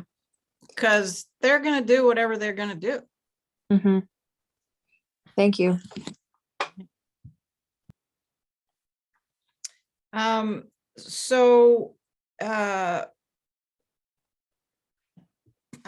Let's see, 61% of you have not had leadership training. So for those of you who have not had leadership training, what kind of skills or training do you think you need in the leadership area? Sometimes you don't know what you don't know, right? But most of you said you're competent but need to improve your leadership. So maybe another way of asking it, if you don't know what kind of training you need, is what do you specifically want to improve, do you think? Hi, Kelly. I can briefly speak on what I feel I need to be better at. I struggle with the human resources portion of it. I struggle with holding my staff accountable. I run a hospitality business in a very small town, so our employment pool is very limited. The pandemic has not helped that. So I often find myself being too soft, because if I were to lose the person, that hole is very difficult to fill. So I think that what I need to work on is learning how to effectively hold people accountable. Yeah. The Dare to Lead book would be good for you. There are a bunch of, she calls them rumble starters and tools in terms of how to have a hard conversation. So that's one place you can go to. It is hard when you have a very limited pool, but something like the employee value proposition, here's what we provide, here's what we expect. That way, when you have to have an accountability conversation, you can pull that thing out. The other thing is to root accountability conversations in something positive. Many leaders whom I coach think, if I have to hold someone accountable or I have a performance issue, I can never give them any positive feedback, because then they're going to think, oh, well, I'm all good. Well, actually, no, we as human beings cannot only hear that we suck or we don't listen, because we refute that, because we know, even those of us who lack confidence, we feel it's not fair if we're only being told what we're not good at. So, there are various ways you can have an accountability conversation. One is, if you're being the clear as kind, okay, when we hired you, we shared, here's what the environment we offer, here's what we offer you, competitive benefits and salary, yada, yada. And what we expect is, say it's a being on time thing. Tell me what's going on for you. I've noticed that for the last 3 weeks, there have been issues with timeliness. Is there something going on that I should know about? So that starts the accountability conversation with empathy. I am dealing with another human being. I am not just being the big bad boss going, bang. It says in the value proposition, you're supposed to be on time. You have not been on time. You came in at 9:07 on Tuesday and you came in at 9:04 on Wednesday, you know, like, not saying any of you would be that assholey, but you need to root it in empathy, because maybe something is going on that is out of their control. They need some empathy. And from there, you have the conversation. Okay, do you need time off for a while? Is there some other way I can support you? And we need to ensure that we are on time for these events that we hold, or whatever it is. So it's not the shit sandwich where you tell them something good and then you tell them the hard stuff and then you tell them something good again. It's rooting it in your humanness. The other way you can give difficult feedback is to root it in an overplayed strength. So you might have someone who has to do a kind of job that involves some kind of analysis, and they are fabulously analytical, but oh my God, it takes them for freaking ever to deliver because they're so analytical, they get an analysis paralysis. So the way to provide feedback on something like that might be, you know how you and I both really appreciate how analytical you are. Yay for you. It's not one of my strengths, or whatever the truth is. Don't lie. Do you think sometimes your love of analysis sometimes means you don't get your product out the gate in time? You don't get your strategy out the gate. You don't get your graphic design out the door, or whatever. And then you've genuinely rooted it in a strength. You're not making it up. But you're saying an overplayed strength becomes a flaw. So that's another way you can coach. There's all kinds of creative ways you can coach people to want to do better. Yeah, I think that's fair. I think that I am an empathetic person, so that shouldn't be a stretch for me to accomplish. Right. You need to just make sure you don't stay in empathy. You need to do the da-da-da in terms of the expectation setting, right? So sorry to hear that you're having a tough time right now. We all go through tough times at times. What are we going to do to make sure this doesn't happen again? You know? Fair enough. Yeah. What else do you need to work on to improve your leadership, since 3/4 of you said you are competent but still need to improve? If you're going to scale up, this leadership thing has to be nailed. Hi, Kelly. Something that I personally struggle with is empowering the leaders to make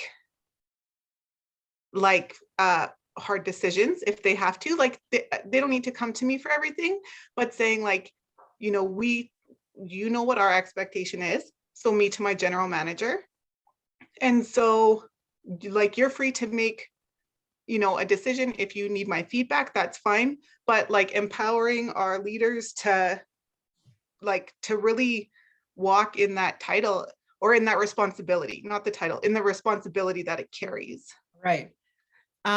So have you documented decision rights?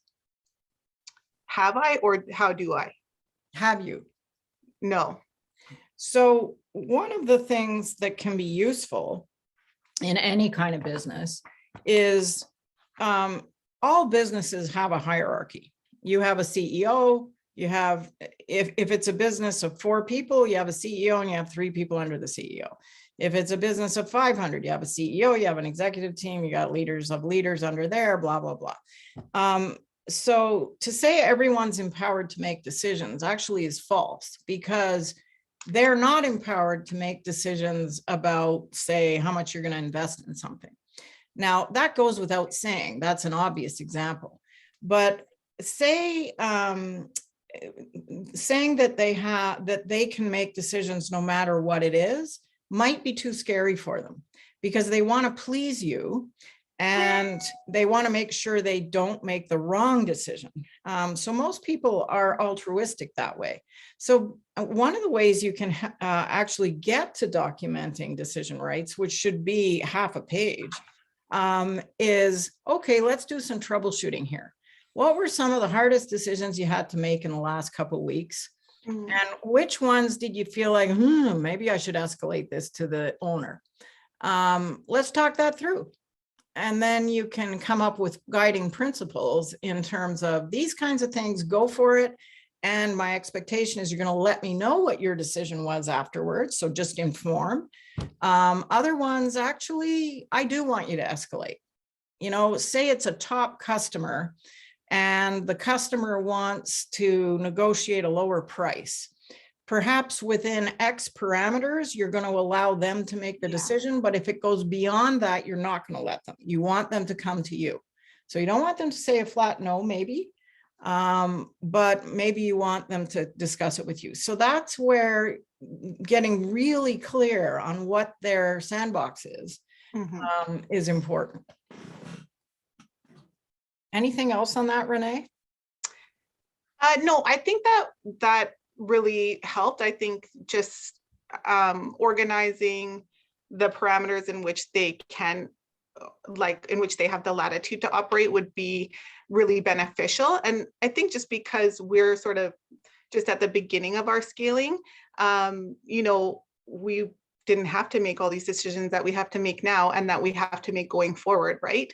So us as the owners, we're thinking so macro, so we really want to empower them, our managers, to make the more micro decisions. So just laying out sort of where that latitude falls with them, or where they, we would ask that they would check back with us, would be really important for them. Yeah, and having meetings, whether it's about that kind of topic or not, in terms of what was everything that sucked in the last couple of weeks and how did you handle it? It normalizes that leaders don't do everything perfectly. Yeah. And it also helps you as the owner unearth themes about what people are struggling with that you might have to make a decision about or fix or alter. Yeah, that's really good. Thank you. Oh, you're I'm welcome. also really struggling with this, so I'm glad that you brought it up, Renee. Just empowering the team to make decisions. There's just no way that we're going to be able to answer every single issue, complaint, concern, minor nuance that happens in a day-to-day operations as we scale. And I'm just really struggling on how to, because there are so many different things that can go wrong on any given day that I don't even know how many conversations that I would need to have, Kelly, as you described, to cover all of the things to make those people comfortable. And we're doing a really bad job of it right now. I have had multiple already this morning while we're trying to have this. So do you have any sort of resources? You've referenced a few books, courses that you have taken or given reference to other folks that have run into the same problem? So the problem is decision rights, clarity, like empowerment. Yeah. Yeah, I can't think of one in particular, unfortunately. One of the things I will say is it's really important. Many of you would not have a customer relationship management system because you may not have invested yet. It can be pricey to get those. I think the price is starting to come down on some of the applications. But you can have something as simple as an Excel spreadsheet with a bunch of different tabs on the type of problem. And because you need an early warning system, especially if you're not involved in all the decisions, and you are saying you have the ability to resolve a dissatisfied customer's issue, but you still want to have a handle on what all the issues were, or at least thematically you want to know. So you can have an Excel spreadsheet and your expectation is as soon as a customer is pissed off, that you input, we had a pissed off customer about X. And then you can at least have different tabs by theme that the management team or the owner can go through and say, oh, we got major order fulfillment problem dissatisfaction happening here. Because research shows that if you resolve a dissatisfied customer's issue, you can actually create a more loyal customer than a loyal customer already is. So you really want to have a handle on those dissatisfiers. Anything else in terms of what you need to be a better leader? Hi, Kelly. I actually have one that I really struggle with is employees that always make excuses constantly for not delivering, or even before they're already thinking that they cannot deliver. So I try different things like what can I help with, and we kind of go through the task. We kind of like do, but the person get out of focus and again continue. Doesn't matter how many tasks it is. If I give 10 tasks and then I take 5 and the person still have 5, this person won't deliver. He will always have excuse, but he's excellent in, like I said, analytic, right? And maybe that's one of the things that what you said earlier I should be doing too. But is there anything else how to deal with that kind of employee that they are a great employee, but they have a hard time always to deliver on time? Is always an excuse. And sometimes when you give them a task, they already have an excuse for maybe not be able to deliver that task on time. Right. So what kind of industry are you in? Accounting. Yeah. So sometimes you have an employee who's really good at something specific and they're not good at something else. It sounds like time management execution might be his issue. You know, when I had my first significant promotion when I was 35 to assistant vice president, my VP who was promoting me said, "You are brilliant and creative and you will die in this job unless you learn better time management skills." Because my way of getting things done was to just put everything on a list, not prioritize, and do everything till it was done. And unlike your dude, I did get it done on time, but sometimes I worked till 3 a.m. So sometimes the reason someone isn't able to deliver is because of a skill that they lack. So in my case, I went off to a Franklin Covey course and learned about the tyranny of the urgent and, you know, long-term, not important things and all that stuff that other people already knew, but I somehow had missed that newsflash. So sometimes you need to sit down with them and say, you know, I've noticed a theme in terms of when I'm assigning work, it feels like you are providing me with an early warning sign that you might not be able to get it done. Tell me what that's about. And so you engage them in dialogue. And have you had, what do you find gets in the way when you can't meet a deadline? Can you identify a theme? Like, what is it? And then you might move towards, you know, you might benefit from a time management course. You are fantastic at analytics and X, and this will make you even more effective. And what else can I do to help you? So one of the things I used to do, like I remember working with a number of people who kind of sucked at execution and time management, but were really bright, good people. So I would have a meeting with them. I would assign whatever it was. And then I would say, okay, shoot me an email by the end of the day with what we agreed to and the timelines. And then I'm giving them their first deadline. They have to send me an email with what we agreed to. And B, I'm seeing whether they are clear on what it is I've assigned. So then I can email them back and say, you nailed it, perfect. And then 2 days before it's due, I re-forward the email. I had an email folder for every employee. Can't get out of it. It's documented in an email that they said to me, here's what I heard I have to do by 2 days from now. Just a reminder, here's your thing that's due. Have a great day. Then it's due. You still don't have it. Hi, where is it? Forward the email again. And it just provides you with a paper trail that you didn't imagine that this thing was going to be assigned. The other thing I used to have people do who were running more complex projects was get them to put a critical path together. I sucked at doing that, frankly, in the beginning. I became proficient at it because sometimes when you suck at something, you overdo being good at it when you learn how to do it. But the great thing about putting a critical path together is it usually unearths a whole bunch of steps that you hadn't thought of that then light a fire under you in terms of when you're going to get them done. So there's different things like that you can do. There's no magic bullet, right? Okay, thank you. That helps a lot. Okay, so in the interest of time, I'm just going to conclude, and then I'm happy to stay for more Q&A. So my key message here is that ownership does not equal leadership. In the time of the Great Resignation and the war for talent and Gen Zs and millennials and all the rest of it having no intention of staying with one company their whole career, you need to be a fabulous leader, not just at the what you do, which is the left side of that slide, the professional leadership behaviors. You also have to be proficient at the personal leadership behaviors.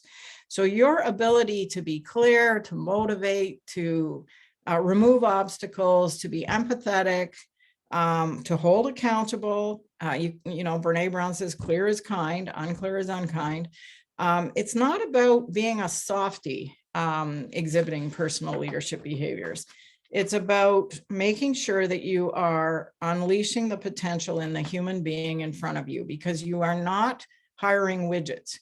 You are hiring people, and people are messy and people have problems. And so you need to be proficient at and view as part of your job that you are going to need to help the people under you flourish. So in closing, you know, the goal of strategy is simple, but figuring it out isn't, and execution isn't easy. So you want to be superior sustainable performance over time. And that requires really nailing what you are superior at. Strategy is a set of integrated choices. It's not enough to know what your value proposition and what you're best at is. You got to decide where are you going to play and where are you not going to play. Remember, the no's are an important part of strategy. You got to know how you're going to win, what capabilities you're going to need, both in terms of operational excellence and your employees, and what kind of systems do you need to support all that. There are the 4 decisions to address growth killers. You've got to have the right people, and you've got to try and ensure that morale is as good as it can be. One of you mentioned the hybrid thing and how that shot up employee satisfaction. That's a great example. Be super clear on your strategy. Make sure it's driving revenue and margin. Be able to state it in 2 or 3 sentences. Make sure everybody at the company understands what the strategy is. We are best at X, and we are focusing on priority A, B, and C so that we can deliver X to our customers. Executions. Do you have the processes running without drama, which probably means they're documented and so on? Have you used technology to the degree you're able to invest in it to automate processes if necessary, and so on?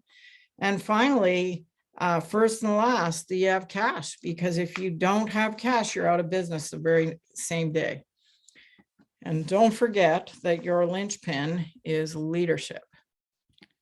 So that's all I got. I started 15 minutes early, and I think you're supposed to get a break at 11:25. So Jamie and Heather, I'm happy to keep troubleshooting or conclude now. It's up to you. I will be sending you a presentation with a bunch of resources at the end of it. And one of the resources is a free quiz that's called Barriers to Growth, which might be fun for you to use. In addition to the Vern Harnish book, Scaling Up, BDC has some very useful business templates and business guides if you want to take a gander on their website. So Kelly, I think I noticed that Candace had a question before we went back. So maybe we'll let, if she still has a question, we can let her, and we have one in the chat as well. Sure. Can you hear me? I don't know. Okay, sorry. So you were just sort of talking about what our main problems are, and I may have gotten the answer, you know, as we've gone through, but I kind of like this whole business was not sort of a plan that I had set out. I'm going to own my own business. It just kind of evolved because of COVID and my clients calling me and kind of saying, hey, we still need you. You have to figure this shit out and make something happen for us. So I feel like the last 2 years have literally been me, scrambling to try and figure out what it is that I'm doing.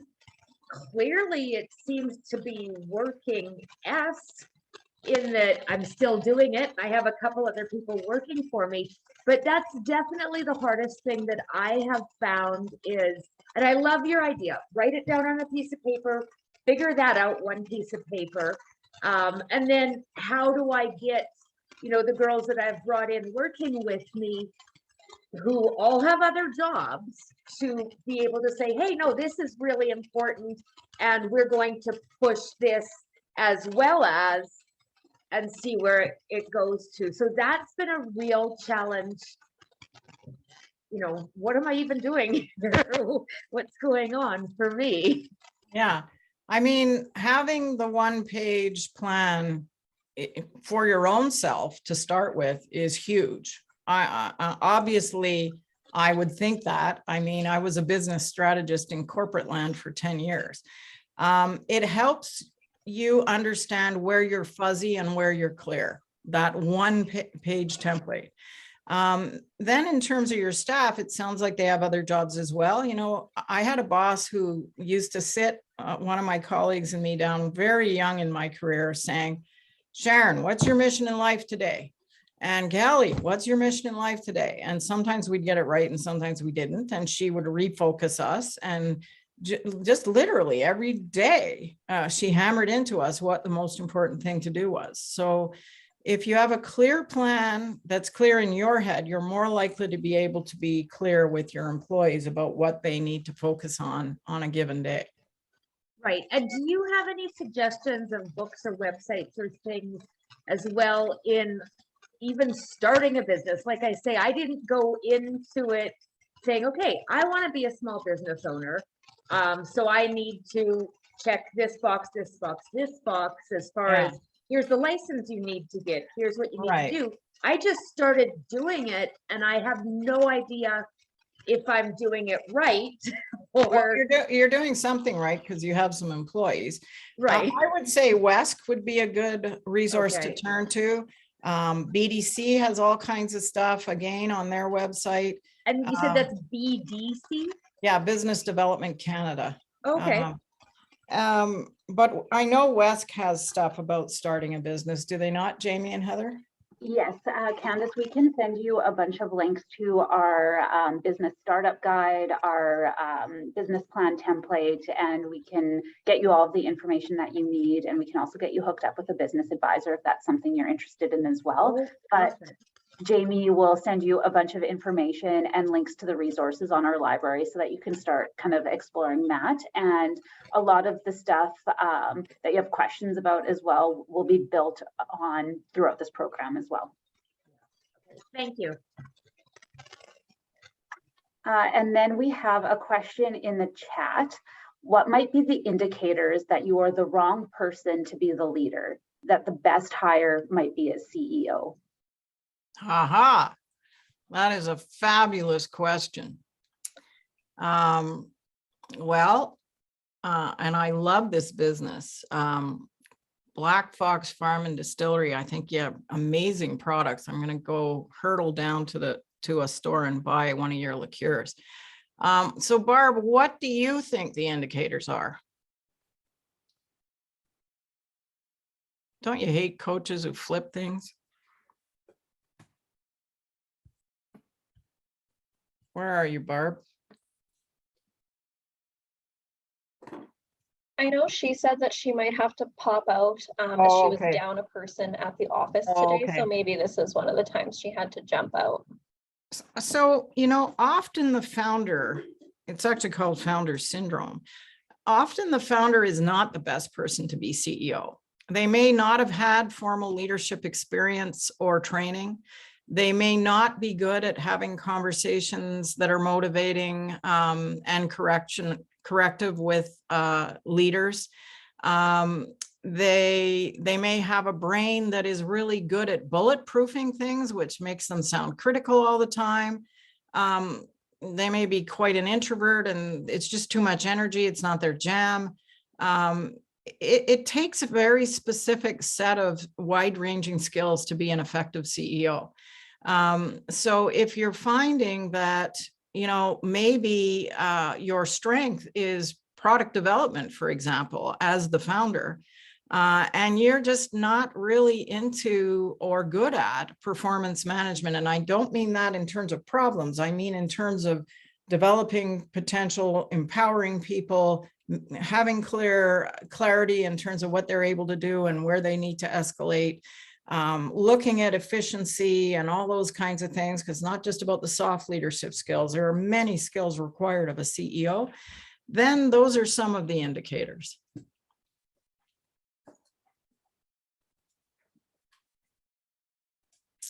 Okay, so Jamie or Heather, take it away. Okay, thank you so much, Kelly.